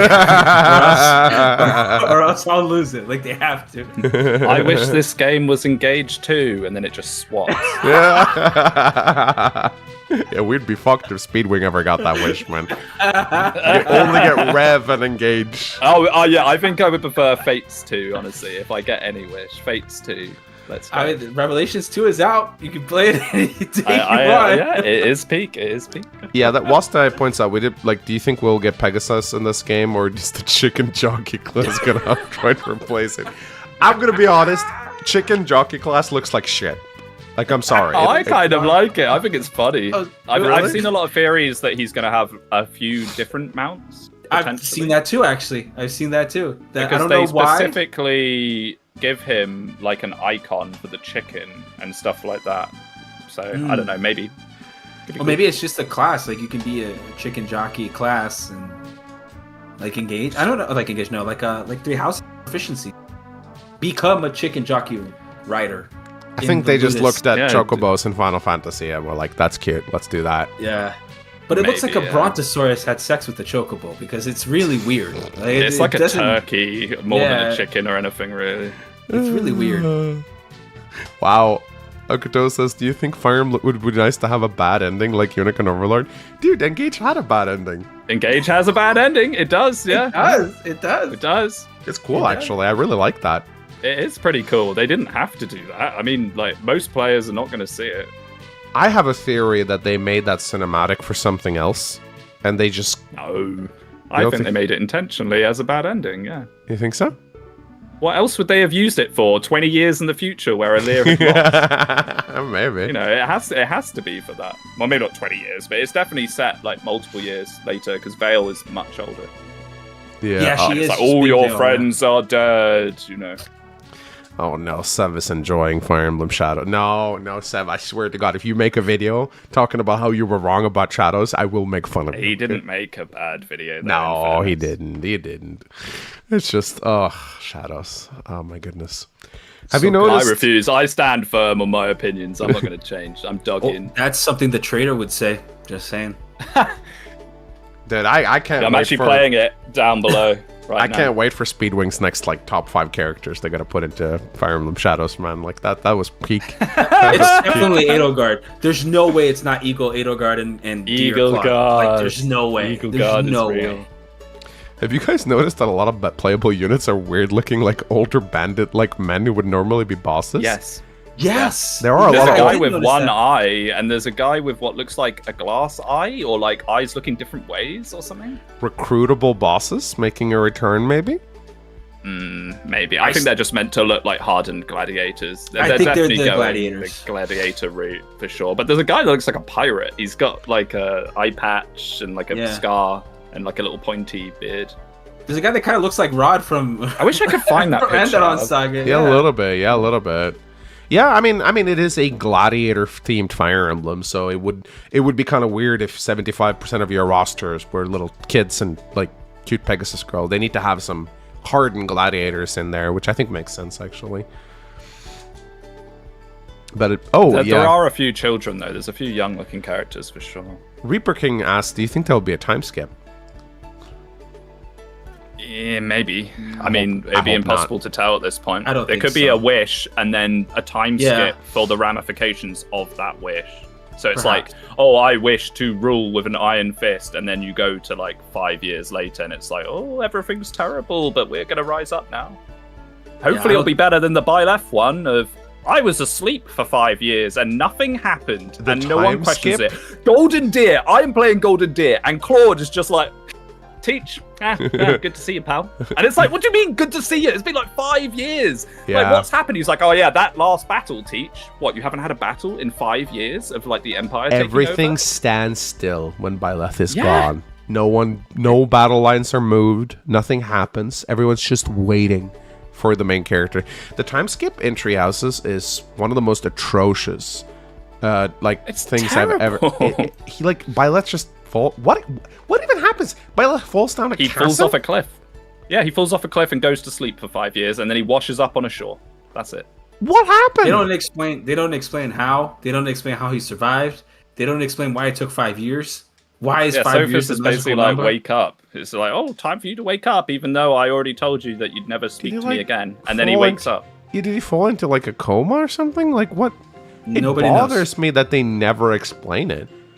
Hey, maybe that's what Fortune Weave's gonna be. It's all Byleth's coma dream. Oh my god. Byleth wakes up at the end. It was just a dream. You're like, Oh. you thought your choices matter? Guess again. Oh my god. Yeah, And that at the was end, it's like- weird, man. That was weird. It's strange choices indeed. Not what I would do. What if this game is a midquel during the 5 years Byleth? Yeah, well, there you go. Yeah, see, not alone in this theory. I think it's practically confirmed, honestly. Oh, Wait, but- please, no. I don't know. I feel like it's weird. How could you explain the 𝗬𝗎旄looking guy? Suddenly an heir Yeah, appeared in the because 5 years? it's like the dream. That's why he looks slightly different. Oh, I see. Because he's the dream. Okay. He's the dream version. They have the same personal skill. They have the same. He's the person. dream Death Knight. Matro Sellers asks, sorry in case this was already asked, but do you guys think there will be a good Jagen? No. Hard to tell. Probably listen, not. Engage did pretty good with Vander. No. Like he's Vander's too. Nah, Vander needed fine. to last a few more chapters. I think. He's Vander's- fine. Like, Engage is like a 50-chapter game, and Vander's viable for like what, 4 Vander or 5 of falls them, off- unless no, you. Vander, falls off too Vander fast. can. He falls You up can too use quickly. Vander. He falls off until, way like, too fast. After 7 or 8, without a headache. Like he's. And fine. also, he has bulk, doesn't he's really fine. set up kills. He's just a meat shield. He's Yeah, good at he's- taking he's hits for tough. those first few chapters, and then he starts getting doubled by about Well, yeah, chapter but 5. it doesn't matter because he had so much HP. It doesn't matter. It does Like, kind of matter. He's not that bad. I'm sorry, He's- Axomm. he's- I'm like an engaged glazer, and I think Vander is terrible. Yeah. I've used Vander to good extent. Not talking about after the ring drop or whatever. Like I think people The hate real him a lot. Jagen of Engage he's is the fine. 𝗙𝗏𝗃 ring. 𝗙𝗏𝗃 ring is the Jagen. I think you're coping harder than Shadow's content creators, Axomm, with this. I'm gonna be. I think Vander is atrociously bad. Like, yeah, you can field him for a while, but like, why should you? Like, other characters race past him in terms of stats by like 3 or 4 chapters. There's no point. Yeah. You only I don't field know him if to that's make a necessarily statement. True. I don't know if that's In necessarily everything true. but health, yeah. And you should be player phasing most of early Engage anyway, so health doesn't really matter. This is a good question right here. Hamelo asks, what are you guys really hyped for with Fortune's Weave? I'll go first. I really like the new mechanics, like Blaze art, combat art. I think they look a lot of fun to play around with. I'm hoping that the map, if the map design doesn't suck, I just want a Fire Emblem. I want Three Houses that's fun to play, because that's one of the things with Three Houses. I don't really like the gameplay all that much. I'm hoping that we'll get a game that is just mechanically fun, like 𝗙𝐸𝐴ge. So that's what I'm hoping for, that just the gameplay is not. I'm not hoping for a good story. I think they've lost the ability to tell a good story in modern Fire Emblem. I'm okay with it. Let's just let it be cringe. But I really like the few mechanics that we've seen, like 𝗙𝗵𝘃 being able to teleport around. It looks fun. It looks like a lot of fun. What about you, Speedwing? What are you hyped for? Someone in the chat just said exactly what I was about to say. Praying they don't reuse 10 maps like Three Houses. 10 maps? You think it's 10? I think it's 3 maps in the whole of Three Houses that aren't reused. 3 out of maps? the entire game. Wow. Something like that. Yeah, it's like single digit, less than 5 that aren't reused in some capacity. Like, I really hope that that isn't the case, because as I've been playing Three Houses just now, I have painfully noticed that. You know, you do like a paralog, and then 2 chapters later, you're doing the same chapter again, and it is a bit of a drag. Yeah. So yeah, I'd also, just like you said, I just want it to be fun mechanically, and I'm a bit apprehensive of what we've seen so far. I really hope the next trailer has more focus on like combat, and maybe show us some more maps, show off blaze arts a little more, how those work. Maybe they might even explain how that meter works. Is it like 𝗙𝐸𝐴ge, where you build it up by hitting people? Or is there a different thing at play there? Is it turns? What resource management is there? Because I think Fire Emblem plays best when it's a resource management game. You're managing gold, durability, XP, all these sort of things. So having a blaze art meter is another resource. So if they do that well, that'll be great. What about you, Axomm? I'm excited to be back in the world of Følden. I think Følden's pretty cool. I like the lore behind it. I think it's like, people give it hate or whatever, but I think it's interesting. But yeah, I agree with you guys. I think I want more player phase stuff. I think Fire Emblem is best when you're player phasing things. When you're like just hit and then turn enemy phase game, it's like it becomes a little bit of a slog. I'm not a fan of that at all. And from what we saw so far, it looks like it's going in that direction. Like the things like the warping from 𝗙𝗵𝘃 is really cool, because it gives you more tools on player phase, and the blaze arts summoning, those things. So I'm excited for those arts too. I think the blaze arts are going to be unique. Every time they come out with a new Fire Emblem, there seems to be a new thing, like a new mechanic. Oh, this one was rings.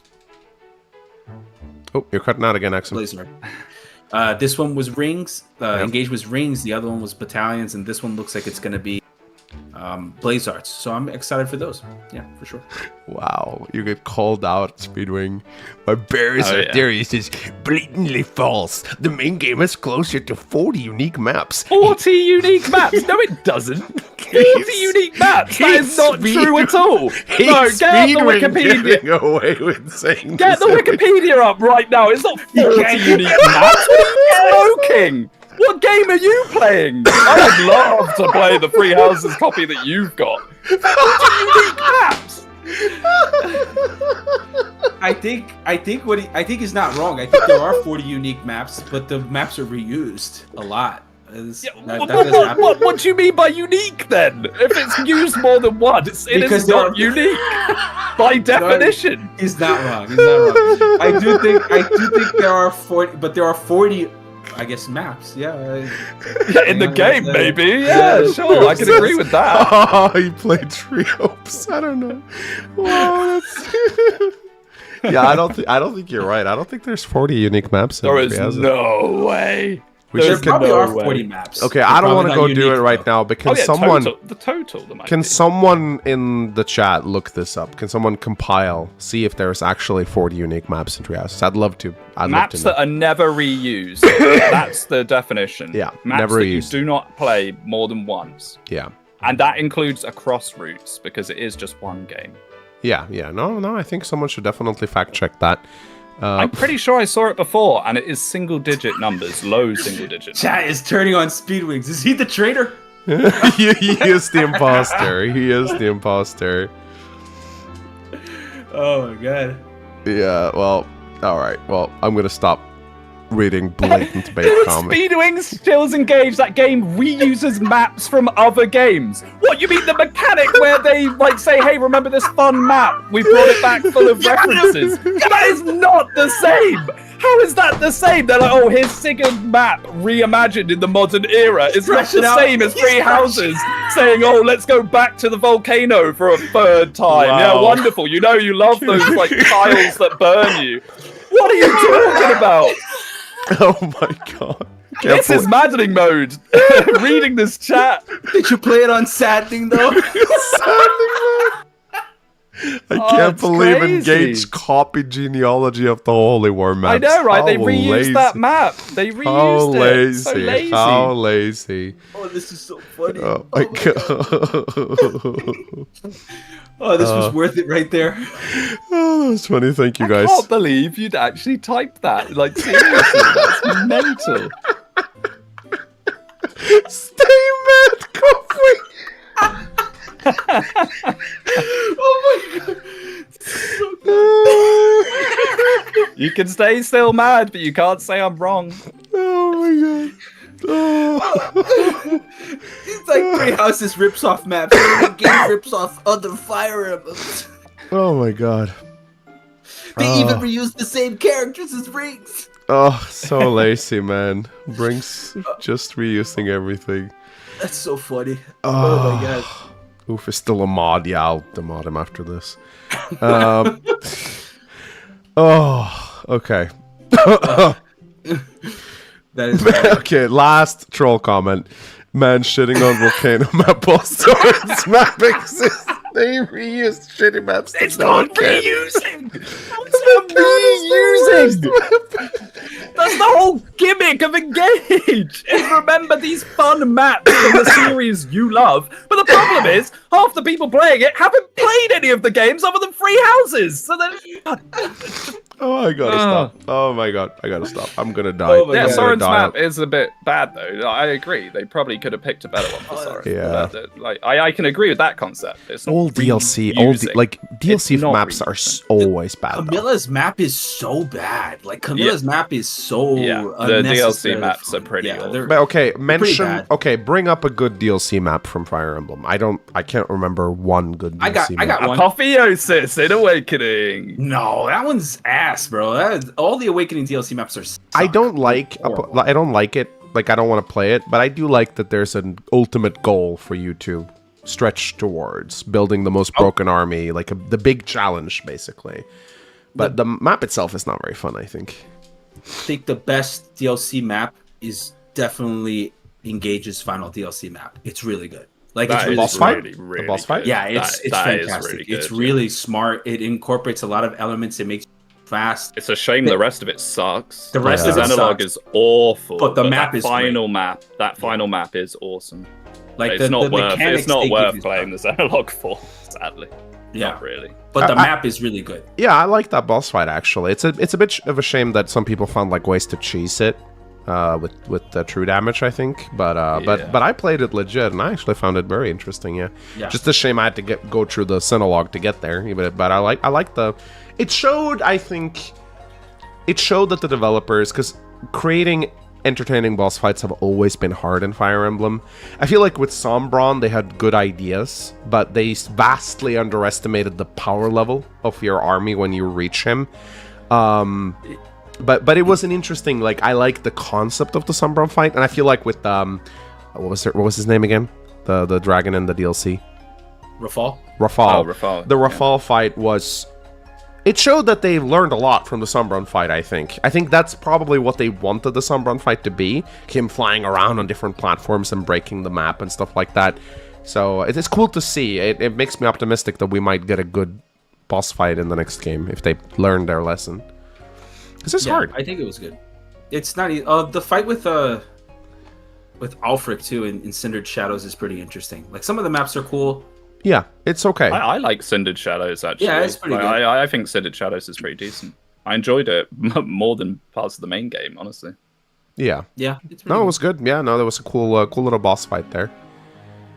All right, let's ask chat for some creative inputs that are not just trolling Speedwing, shall we? Okay, good luck with that. Which continent, in your opinion, has more interesting lore, Fodlan or 𝗏𝗏𝗏? I would say 𝗏𝗏𝗏. Axomm might disagree. For what? Sorry. Which lore do you think is better, lore Fodlan or 𝗏𝗏𝗏? Well, that's tough. Because, like, I think 𝗏𝗏𝗏's lore of the continents and the duchesses or whatever is actually pretty good. I just think that Sigurd sucks. Like, I think that like the idea that Sigurd is great is like really bad. Sigurd. You don't like him as a character?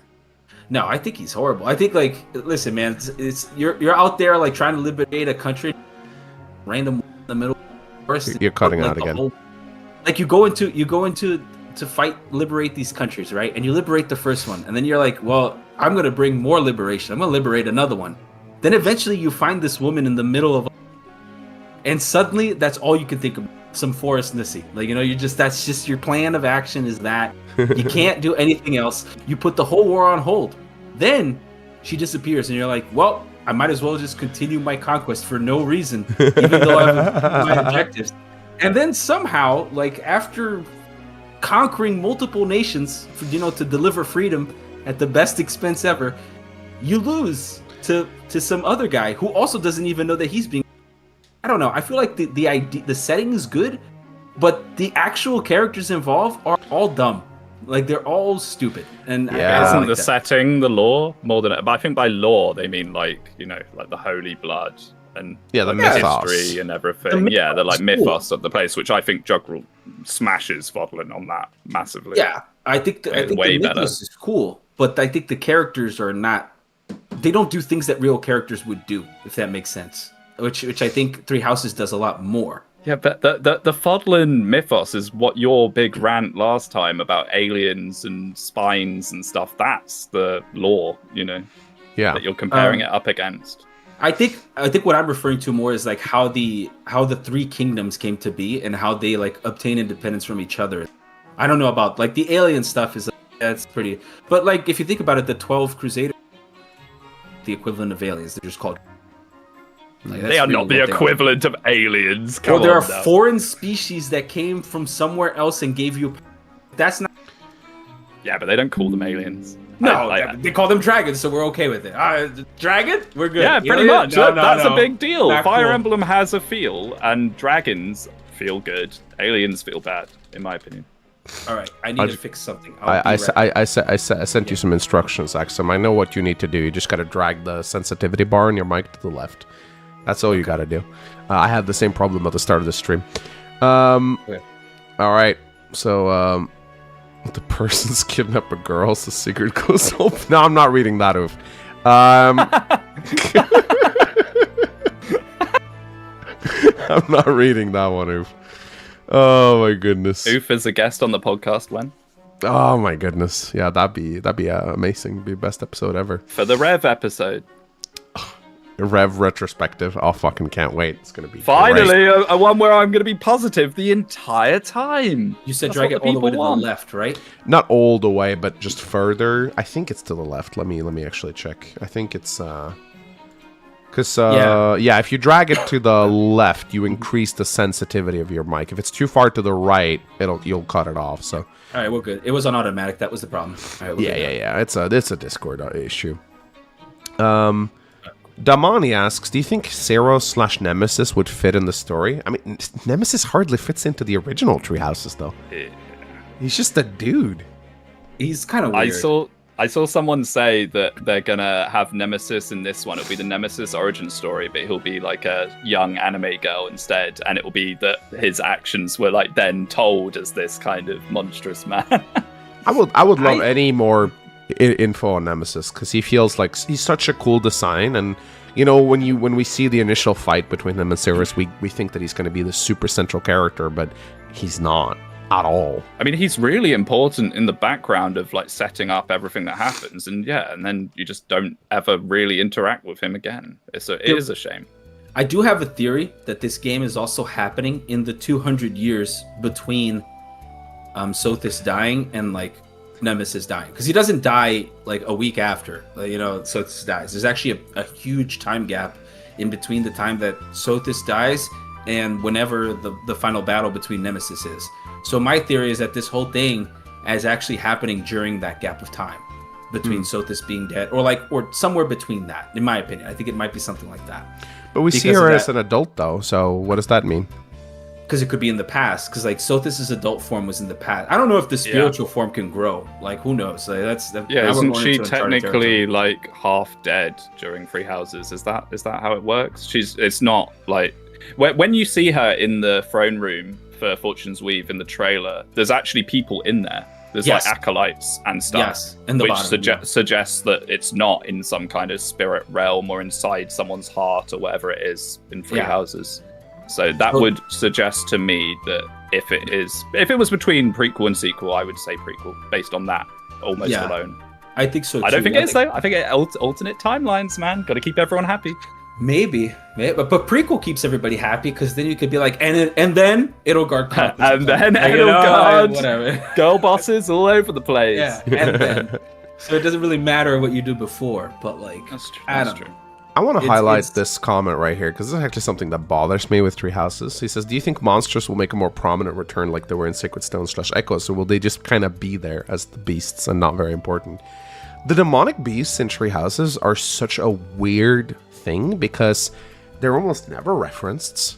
We see Miquel turn into one, but that plot line never goes anywhere ever again. Like holding a relic turns you into a demonic beast kind of thing.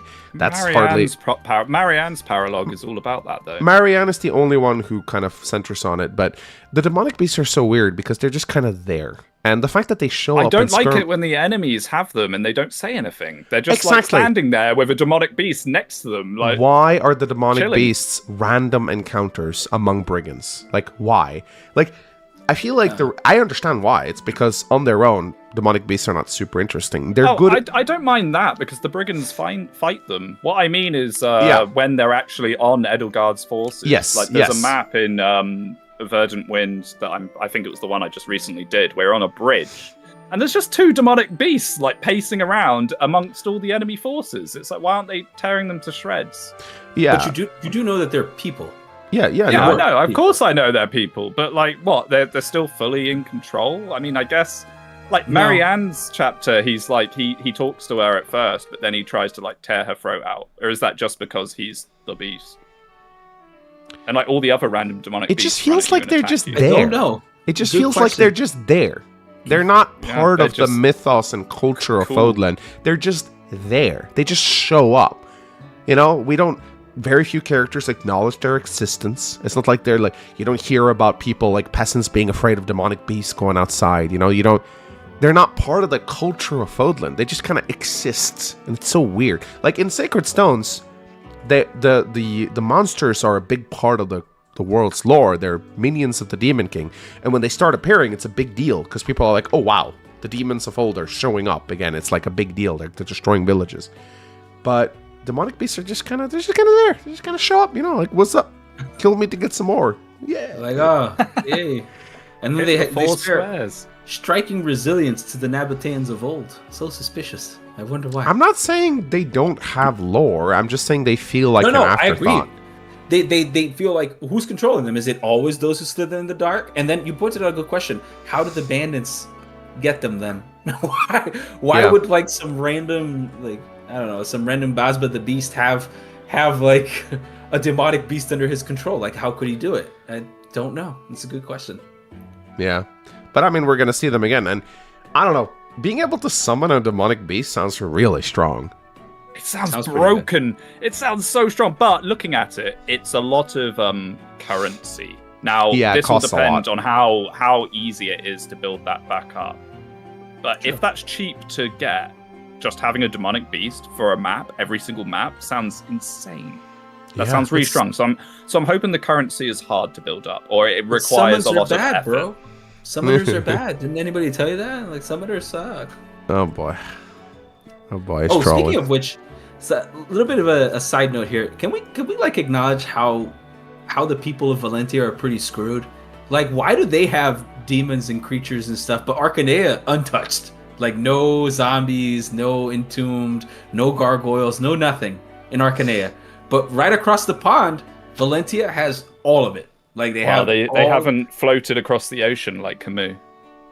Well, Camus did, but it's almost like he migrated to the worst country. You know what I mean? Like you go, this guy, the other country was better. Why did he go to this one that has all these? Nobody ever explains where the monsters from Echoes come from either. I just realized that. You're they were right. locked in Thebes Labyrinth. Oh, that is true. I don't know if that's even a. Well, I know the Entombed were made by Matey that made Grima because they were bugs. Were they? Weren't they? Yeah, they're like bugs that he experimented on. The Risen were. Yeah. But not on the Risen and the Entombed, the same thing, basically. No, they're like a little bug in the on their head or something. There's the Risen, but not the Entombed. Like the Entombed are just the zombie. They come up in like Nova's cemetery. They pop out of the floor in like the Priory where. Yeah, Valentia's a pretty shitty place to live compared to Arcanine. It is. But they don't actually say like where they came from. Maybe the dragons. Maybe the dragon skull killed them. I don't know. I have no idea. That's somebody needs to figure that one out. True. Octul asked, do you think multiple health bars and bosses will return? For sure. Yes. I hope so. I hope so. I love it. Yeah. Like, bosses are historically terrible in Fire Emblem until they started giving them more health. You just, walk up and one shot. I hope they also retain the no effective damage that we got. Oh, really? I wasn't a big fan of that, personally. Oh, come on. It's like, oh, here's the boss. And you just go, Rider's Bane, one shot. No, that's terrible. How about, I don't know. I feel like they should take less damage, but I don't know. I like my effective weapons being effective. You could do a reduction. I could meet you in the middle with that for sure. Yeah, but I agree. Engage putting multiple health bars on bosses. I mean, Trios did it first with demonic beasts, but it's important to do that because without multiple health bars, it's impossible to account for the damage you're going to deal. With crits existing, it's just impossible. Fire Emblem is just a very volatile format. Damage goes up and down so much depending on factors that are very hard to predict. So I agree with that. Oh, really? I think lower difficulties give bosses half effectiveness. Really? Yeah, hard mode for engage, I think, has a reduced. Oh, I didn't normal, know that. You can use everything. Hard, I think, is reduced, and then maddening is none. Yeah, okay. That's the question that really matters. Do you guys want cooking to return? It's gonna return no matter what, dude. There's always cooking now. I mean, if there's no fishing in this game, I'm not playing it. We're at a port town, Axomm. Of course. There's gotta be fishing. I hope I can pet the dog while I'm running around. Fucking hell. Dog army, let's go. Silver farming dog army. Just go back to Reddit, please. Everyone who wants to pet the fucking dog. It's so cringe. Bro, the dog is, listen, the dog is important. Dogs are part of life. You gotta accept I love dogs, but people who get caught up in petting the dog in video games, there's some devs that patch their games. You can now pet the dog because people complain about it so much. Some people get worked up. I can kill children, but kicking a dog, that's where I draw the line. That's too much, man. Too much. I can Wilson Paparino. I think woof doggo. Yeah, exactly. Yeah, exactly. Oh, all right. So I think I have a little more left in the tank, guys, before we have to retire. I wish I could go longer, but I'm still very sick, so it's going to be around a 2-hour episode, I think. I don't know who just joined. Better not be Tombo. No, that was just okay. Coming in and out. Okay, good. Yeah, just take an antitoxin, bro. You'll be fine. I wish I could. So, chat, is there anything that you would that we have not touched upon already with the trailer, or Axomm or Speedwing? Anything you would like to talk about in regards to Fortune's Weave? Should we do a bingo? What, a bingo for what we might see in the next one? For Fortune, yeah, or Fortune's Weave. That sounds fun. Yeah, but that's what I mean, the next trailer. Yeah. I'm not already thinking about the next game. Yeah, what's going to happen in the game after Fortune's Weave? I'm already passing on this one. Well, while I get up the bingo card, we could do no white clips. How do you feel about deployment limits? The map they showed only have 5 or so units deployed on them. Probably early game maps, honestly. Yeah, they're probably early I don't game. think it's I fair. imagine they'll be early game. We've seen a lot of playable characters. I wish I had the image somewhere, but there's an image with someone's collated all of. You see in that image with Leader there, all the little other playable units, and there's a lot of them. There's a lot. That also leans into maybe there's 4 routes, and you have 8 or so characters on each route. Yeah, it's I think it is likely that we'll have few deployment slots though, because modern Fire Emblem just seems to focus more on smaller rosters. Because we gotta remember, creating a single Fire Emblem character was easier in the past. All you needed to do was just kind of give them a recruitment dialogue and some supports. But as now we need voice acting, we need cinematics, we need, there's so much models, animations, reclassing, more supports, which also have to be voice acted. I would not be surprised if this is going to be like another 30 playable character kind of roster. Again, I don't think we're ever going to see a modern Fire Emblem with 50 plus playable units. I just don't think it's going to happen. They should give us capture back to make up for that. Maybe we will. Maybe that's why. Wait, Axomm, have you been trying to talk this whole time? I heard you, but you sound like you're underwater, mate. No, I think I have to restart. I'll be back in You're definitely on your webcam microphone now, just saying. There's something wrong. I'll restart. I'll be back. Professional streamers. That's okay. Speedwing and I can start working on the bingo, and chat, of course, you're free to help us. All right, so next Fortune's Weave trailer. There we go. So is this what we want or what we expect? That's a good question, isn't it? I think it should be a little of both. I think what we expect is more fun, because that shows like how good we are at predicting. Yeah, so sure. I'm just gonna say this right now. Turn wheel. Turn wheel. They're bringing it back. If it's in, they're not gonna not show it. They'll definitely, I refuse to believe we're ever getting another Fire Emblem game without a turn wheel ever again. I think they love the mechanic. Probably. It is such a good way to get casual prans to not be scared, because permadeath scares the hell out of it. Turn wheel's fine at lower difficulties. They just need to add a difficulty where you don't have it. Yeah, or just reduce the charges in the end game. 10 is too much. 15 is too much. Just 3 would be nice. 3 restarts are good, I think. When will the next trailer drop? According to reliable sources. Here we go. Soon. We don't know. Could be New Year, could be February. We have no idea. I hope they actually have like a Fire Emblem Direct. The fact that they had this as an end closer. I was away on holiday, so I missed all the hype for it. But the fact they had it as an end closer is huge. Big. And they did a whole Direct for things like Donkey Kong, Mario Kart. Yeah, absolutely. I don't know how much it costs. I don't know how much it costs to put a Direct together, but surely it can't be that hard, right? Just get a couple normies from Nintendo to show some footage and talk about it. I don't know. It'd be stupid of them not to, I think. Welcome back, Axomm. Hello. Can you hear me now? Is everything okay? We can. You're on your good mic. Yeah, that sounds good. You probably have to re-log into the chat room though, because you're not showing up on the overload. Okay. Yeah, that's quick. Sorry about that. I don't know what happened. He's the imposter. He's doing his transformation off camera. That sounds like something the imposter would say. Okay, chat is saying avatar confirmed. I mean, yeah, I'm pretty sure there'll be an avatar. Yeah. They'll show it off. If there is an avatar, they'll be in the next trailer. I'm pretty sure. Okay, Axomm, Speedwing, any predictions for the next trailer? This is what we think will be on it, not what we want, but what we think will be on it. More Heroes Relics. I think there's going to be a ton more shown. That's a good one. Unless that is Dietrich's, exclusive thing. Could be. I mean, we'll see. Actually, I'm not too sure about that, actually. Yeah, maybe. I saw something about, what's it called? I've already forgotten the name of it. It's like the Fetters of Dromny or something. Fetters of Dromy? Yeah, there's people saying that's Kai's hand. What are your thoughts on that, Axomm? So he's got the blast, and it's from where he is with his crest and everything. So here's the thing about when Yuri tells you that he got the crest, Seth basically confirms that it is from he got the crest from Oban himself.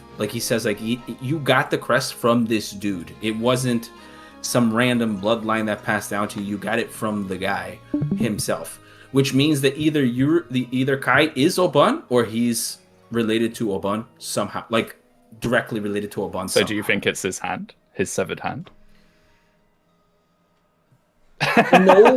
No, because the hero's relics are made of the corpses of the Nabateans, and he doesn't look like a Nabatean, so I don't think it is. Oh, but maybe that's the reveal. That would be a plot twist indeed. That would be the plot twist if it was that. Anyway, for the trailer, I expect to see some kind of mounted unit, like other than the chicken jockey. Yeah, I mean, so like wyverns, safe choice, but sure. Pegasus someone say day one DLC. You think really they're gonna be that no brazen? Way! Would they in the second trailer enjoy the 𝗙𝗚𝗏 like vanity pack for £10? 𝗙𝗚𝗏 vanity pack. Elephants are gonna be DLC content. That's how it's gonna be. Oh, don't. It'll be like the 𝗙𝗵𝘁𝗃, where it's a horse with tusks on it. Give me an actual elephant. I want an elephant that's like a semi-armored unit. You know, like. Oh, tank. I like this one from chat. Some kind of skinship mechanic, like petting faces. Have we had that in any game other than Japanese Fates, though?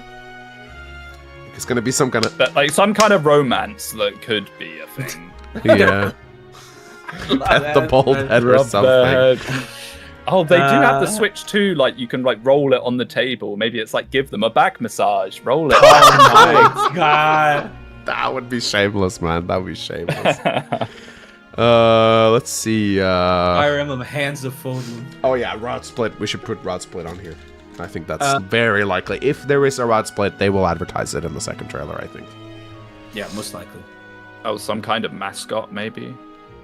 Mascot character? Like sure. Some kind of like little animal. Or like something. 𝗙𝗵𝘁? Like there'll be like a little bird that follows Kai around or whatever, or something like that. You know? Yeah, like a 𝗙𝗵𝘁. Chat really wants us to put day one DLC on here. Should we just do it just to be shameless? I mean, sure. I think if there was day one DLC, they're not going to advertise that in the second trailer. They advertise it in the direct, though, on new games. I don't know. They're getting pretty brazen over there. They're getting shameless. Like, that is awful.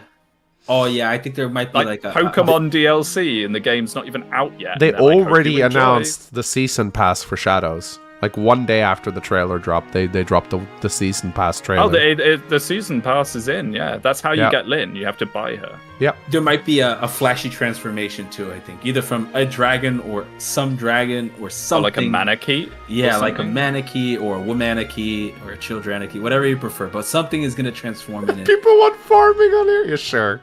I can see farming being on here. Agile gardening, Harvest of Fodlan is real. Harvest of Fodlan's going to be real. It's going to be like Kai growing carrots behind the arena. I wish it was over Shadows, honestly. Incest? I don't think we're going to see incest in the trailer. Great new features. Kiss your sister in Fortune Suite. You know, we'll combine these. Farming, fishing into one. Yeah. Farming / fishing. Yeah, farming just like mini games. Some kind of mini game.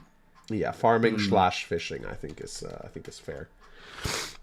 More Sothis, for sure. More Sothis. Oh yeah, Sothis, easy. Probably, we're probably gonna get Sothis for sure. FE4, really, guys? Really? We're Singer just turns up. Hey guys, FE4 is dead, guys. The remake is never happening. I came to get my wish. Y'all have any of that forest, 𝗙𝗎? Weapon triangle. Okay. I don't think so. I think now that we've seen, I think that chatter with the Lance prowess has just proven there isn't. Like, we all somehow missed that. Like, that is definitive. They're not going to have. Yeah, we're not getting it back. We're not getting it back. I think. Yeah. Anna, no way. No way are they going to put Anna in the trailer. They could do. If they did like a quick flashes, like bang, bang, bang, they might show the marketplace in the town and Anna's standing behind one of the markets or something. All right. I could see that. I could see that. Let's put Anna in there. Hopefully it's actually Anna and not fake Fina Free Houses Anna. Return of break mechanic. That'd be kick-ass if they did that. I would love that. That'd be good. Break was a system that I really wish they'd expanded on more. Yeah, for sure. That might be the way the weapon triangle is incorporated.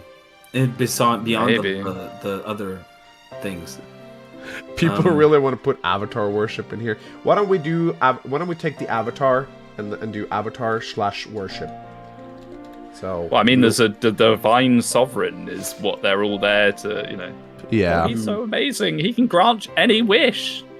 I think we're gonna see more nobles, like the red and blue haired dude in the beginning. I think that they're so dead though. They're so gonna die. Yeah, they look like parents, don't they? Yeah, they do. And Kai's whole thing is like, I want to help my father. He's gonna protect his dad. Probably his father is going to die. Dead dad. I agree. No, and then he'll be like, now I'm motivated. I don't think we're gonna see the dad die in the trailer, but I think we'll definitely see his dad. I think we'll see the dad, and he's gonna die. So I think we'll be seeing a dead dad. Kai's dad. We'll put Kai's dad on there. Yeah, Kai's dad. That's probably a good one. Yeah. Cringe moment. That's like a free one though, but I'll put it on. Cringe. I know. Amiibo? That would probably go into the day one DLC. I think. Are amiibos still a thing? Like, I don't think so. Are they still making new amiibos? I don't think so. Did 𝗙𝐸ℴ have the 4 hounds in it in the trailer? I think briefly. Yes. I think it has that scene where the 4 of them walk forward. Yeah, walk in. Yeah, I remember because I made a shit post about that after the trailer. So it's possible that there could be like the villains, like a more central you think role. Like a villain reveal? Like, yeah, because right now I don't know who the villain is. Like, who's the 4 gladiator hounds. There you go. Yeah.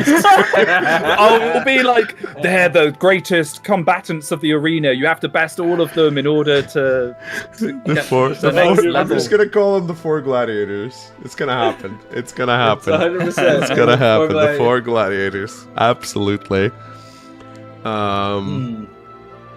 Tharia clone. So I had this. Oh, I actually kind of want to do this. Everyone is based on 3 house character. Because this is something. I mean, I don't think that's necessarily the Linhardt-looking chick. Every single one of the characters we've seen so far can be traced back to the main ones. So the other playables. No. Let me see if I can find it. Yeah, there is a picture where someone collated all the little mini mugs, of them. But Yeah, I could not find it anywhere. I've been looking for it during this. I'm pretty sure I showed it in my video. You have it in one of the chats that we have here. I just gotta go find it. Yeah, because Leda, she looks like happy. 𝗙𝗵𝗁𝗀𝗀. I mean, I hope that's not the case, because that will just be kind of pandering pretty hard.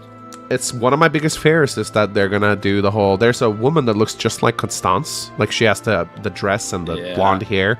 My fear is that everyone's gonna be. She's based... like also 5 pixels. I know. I'm just saying, and there's a Linhardt, there's a Flame. I'm just saying it sounds like something they could do. Like every one of these characters reminds you of someone you already know. It's a way to kind of milk the hype of tree houses. It's just a fear I have. It's probably not going to happen though.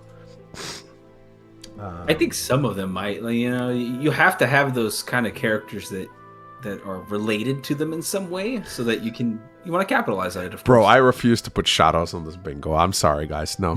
Yeah, it turns out they've all got personas. That's what the second trailer will be. Can you find the imposter in the gladiator arena? Oh, it sells engaged. We won't know that from the trailer, though. I think this game is probably going to sell like hotcakes. I'm just going to say that right now. How many people have Switch 2s? Oh, yeah. Has the Switch 2 actually been successful? I've read that it broke records, but I have no idea. I'm not looking forward to having to spend £580 to play Fire Emblem, to be honest. So I watched a video the other day where they say that sales numbers from the Switch 2 are like over exaggerated. Like they started out very well and then they kind of fell, but I have no idea. Yeah. I mean, it says that from what I googled it, right? It says that the Nintendo Switch 2 has achieved the title of the fastest selling game console ever. Yeah, but that's all marketing lingo. Like, it's very easy to do projected margins. Yeah. So it's like, we sold X amount in 1 month, and then you go, our projected sales margin is millions, and that just works on boards of investors because they don't really know what they're looking at. I mean, listen, if this is true, and they sold 3.5 million units right off the bat. They did sell out in the UK. I remember when they first But they also did in the US as well. So 3.5 million at 500 is, bro, it's a lot of money, bros. Like, it's a lot of money. I mean, there's a lot of normies out there. Yeah, a lot of people buying. Gets leaked, like Engage. Someone in chat said. Like, I saw an Engage site with 1 million downloads on it. 1 million people pirated Didn't Engage just from that one. It was like several weeks before the release, yeah. I remember people leaked it. It was Anyway, and sales numbers is such a stupid thing anyway. It's like, oh, my game good because more people bought it. That doesn't mean anything. People don't buy a game based on reviews or whether it's good. Like, it's not like people are saying, oh, Awakening sold so well because of this and that. Like, no, Awakening just sold well. More people buy based off reviews than anything. But more than anything, it's based off like YouTubers and Twitch streamers and stuff. In the modern era. I like this one. One ally or villain with gigantic boobs and her personality is having big boobs. Huge boobs. We'll put that one on there. Likely. Yeah. Like a 𝗙𝗵𝗄 kind of style cinematic with like jiggle in the screen or something like that. Yeah, Manuela was that. Manuela was 100% that. Nintendo's getting a lot of hatred right now, but it's honestly just a small crowd and most people don't hear. I think you're underselling a little bit how much heat they're getting. We're diehards. Normies don't care. But Normies are like, I get to play Mario Kart. Awesome. And then we're here like... It's not exactly how I want it to be. You know, we are the 1 to 5% top Fire Emblem fans. Most people in this chat, we don't represent the average player at all. If you're watching a Fire Emblem podcast, you are not just like a middle of the bracket. Oh, I like playing. You're a super fan. You're a super fan. Just say you're all nerds, bro. Just saying. Like, if you didn't know that, now you know you're a nerd. Sorry, guys. Alex donated 50 rons for super chat. Hey, Mangs, just joined the stream. Hope you feel better. It's kind of funny because one of the guys I work with at the storehouse is called Alex. He's like he's actually Latvian, which I think is really funny. So I read that in his voice, like, "Hello, Mings, just joined stream. Hope you feel better." Like, it'd be funny. You want to hear something funny? I don't know. You didn't read this when I was watching one of your streams, and I forgot to like. I think I said this comment there, but you didn't read it, which is fine because there's like a million of them anyway. But I don't know if Speedwing knows this story too. But I'm at work, and I had my phone open, and I was watching one of your streams, and then suddenly this guy walks by, and he goes like, "Bro, you're watching Mangs?" I'm like, "Yeah, I'm watching Mangs." And he's like, "You like Fire Emblem?" I'm like, "Yeah, I really like Fire Emblem. I even have a channel." And then he looks at me, he's like, "Oh my god, you're Fire Embros." Whoa. And I was like, "Yes." And he was like, "It never clicked that it was you." Like, I had the Clark Kent glasses apparently on. He never knew. But you're famous apparently at my job. And they were like, "Wow, you're him. Like, you're him." I didn't know that. I was like, "Yeah, it's me." And that's so it was just really weird to see something like that happen in real time. Like, I have never been recognized in public ever. Oh, but then again, I don't to getting spat at by someone. They're like, Speedwing, I hate you. Nah, but that's cool. I mean, I'm sure the chances of that happening are not zero. I think they're very small though. They're very small. I didn't even expect it to happen at all. But it was because he knew you, which makes sense because like you're way more like out there, so it makes sense. All right, guys, we need to fill out our bingo. We need 5 lines, so we need people are saying Rhea/Seros. I think that one is unlikely. Rhea, no. Surely it won't be that shameless. Like price for that? You think they'll put that price in the trailer? I don't. No, not with the way they're pricing things nowadays. No, they are. Keep that. Nintendo, they'll put the price in the corner. Tiny little bumper sticker says $90. Yeah. They're not gonna brag about technically the price. With 4 routes, it's 4 games, so we should price it as such. I could see. Oof! How can there be a delay? They haven't even announced the release date yet. Like I think you're gonna have the trailer at the end. By the way, this will be delayed. Maybe. I think you're gonna have a 2027. Throw around. They're gonna say the name of the place finally. Oh, like this is the country of. You think they'll post a date in the next trailer? Maybe. Maybe. Yeah. That's not a bad one. They could do, or at least like the month or something. I think they'll name the country. I think they'll say like, "This is the country of Narnia" or whatever. Like, I think they're gonna say the name. Narnia. Oh my god. Okay, I'm putting on this here just because it makes me mad.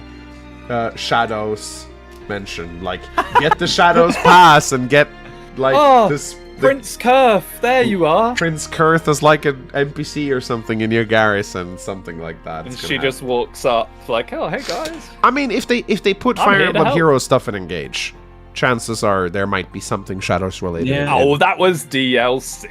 That was a DLC non-canon appearance from Veronica. Free DLC though. Mm-hmm. Veronica wasn't free. The weapons were, if you linked your account to heroes, and then they eventually just made it for everyone. Yeah. The very broken weapons, by the way. Very broken. All right, we need 1, 2, 3, 4, 5, 6. We need 7 things to fill out the bingo thing. A jagen? People keep saying a jagen. I think the jagen is going to be the instructor, the gladiator instructor. Oh, by the way, the way that you learn skills and level up, that's going to be shown. Like, this is how you grow as a gladiator. Yeah, it'll just be the same thing as Three Houses, but you're in a gladiator room, and you're like, maybe hit a dummy or something, and it's like, oh, your lance proficiency is increasing. The gladiator school like setup, like how you grow as a unit. Which, admittedly, that's a cooler setting than Hogwarts. I still wish it wouldn't be in the game. Donated for 25 runs. Cameo of Three Houses characters besides Sophus. Okay, all right. I mean, who could it be? Like someone that's old, I guess. I'll just put another Three Houses character on there. You could have an Agarthan. An Agarthan or a 𝗙𝗵𝘃𝗃, one of those two. Yeah. Cartoonishly evil villains. Sure. I don't know who the villain of this game is, bro. I have no idea. Probably the Divine Sovereign. Probably the Divine Sovereign. Probably the Divine Sovereign. He looks like Duma. It's too on the nose. It's too on the nose. Yeah. That he's his Duma? wish actually is that he's trying to get the strongest person to be his vessel or something. Oh, shit. It's like Adam B donated $2. 𝗏𝗏 as character. Okay, so let's just say it. I mean, that's a Fire Emblem staple since 7. You know. Character with awful voice acting. I mean, that's a free one, I think. I think we've already heard that, haven't we? Yeah. Dragon/beast unit, sure. Yeah, give us a playable Manakete again. Like, that'd be nice. Yeah, I would like that. Return of the Arena? Like, as in the arena you go into? I mean, that's a free It's just a little arena on the map inside the arena. It's arena section. Lolly Dragon? I think, unironically, this will not have a Lolly Dragon. I think this is what... That is cope. There might not be a Lolly Dragon, but it'll be like a Lolly God or like a Lolly Merchant. There has to be. Or you get Child Sophus in some kind of form at some point. Yeah, there will be children for sure. Let's see. Somehow Thales return. That's funny. Dietrich says something edgy. That's funny. No, that's a free space. Yeah. Edgy line. Okay, there we go. Probably misspelled it. Teacher says edgy line. Okay, what are we gonna do for the final one? More chicken jockey. Character says Fire Emblem during the trailer. Well, it could be that something related to what the Fire Emblem is. I mean, is it just gonna be the Crest of Flames? It has to be the Crest of Flames. Yeah, right? like it kind of has to be, right? We already have, which we haven't seen yet. Cringe. We already have Cringe on there. Gladiator Beasts. Playable Agarthan. Isn't that the nun? That is the nun, isn't it? Yeah, she already exists. Feats. The crests are to blame once again. The crests are to blame. I love it. Let's go. Let's fucking go. Something about the crests. Yeah. All right. So when we eventually get together, guys, to talk for 2 hours over another 2-minute trailer, which I'm sure we'll do, because that's just what we do here. This is gonna be our bingo right here. These are things we think will be on there, not things we know or hope for.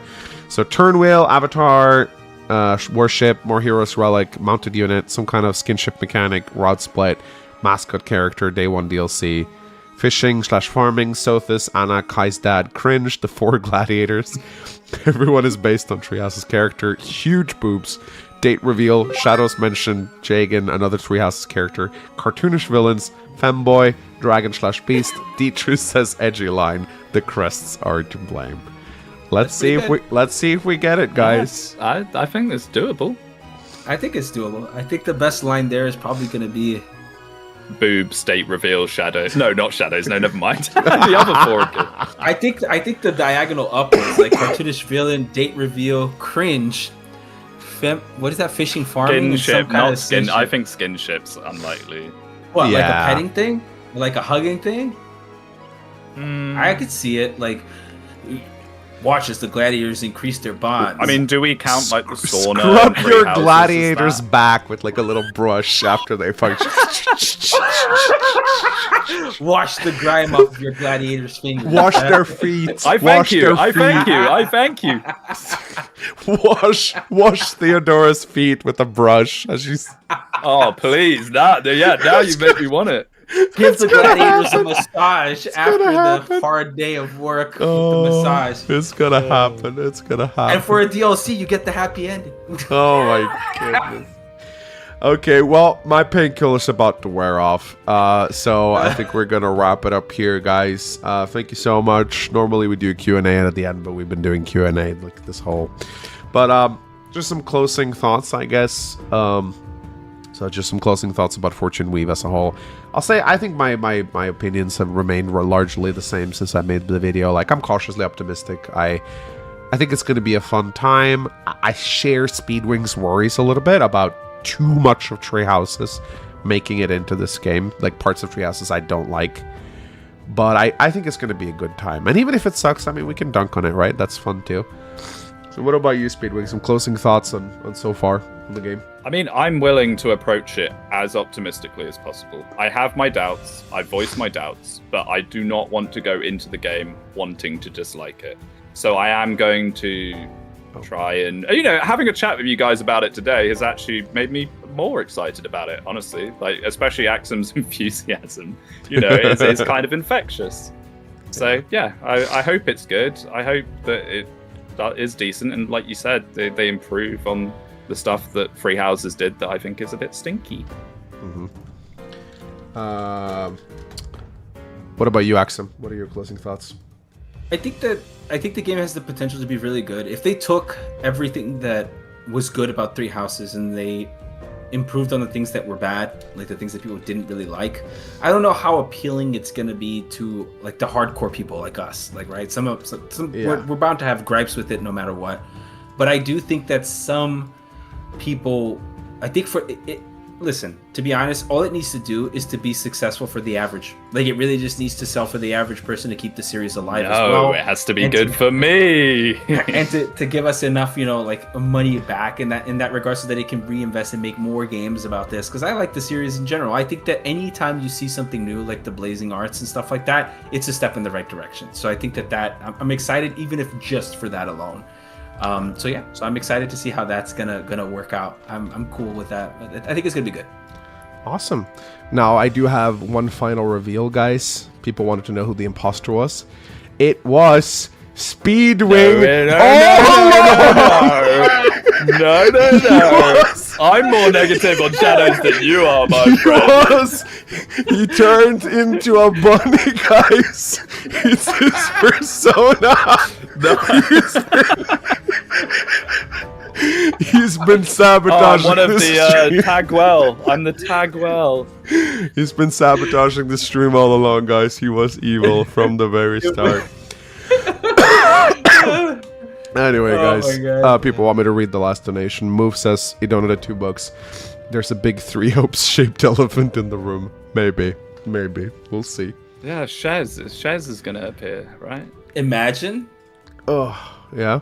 I can't because I'm not playing 𝗏𝗏𝗃𝗏. So. Oh, okay. Well, guys, thank you so much for joining me, guys. We'll get together and turn a 2-minute trailer into a 2-hour podcast again soon. Okay. Sounds good. Sounds good. Yep, sounds good to me. Goodbye, guys. Good night. Thank you for tuning in. Bye.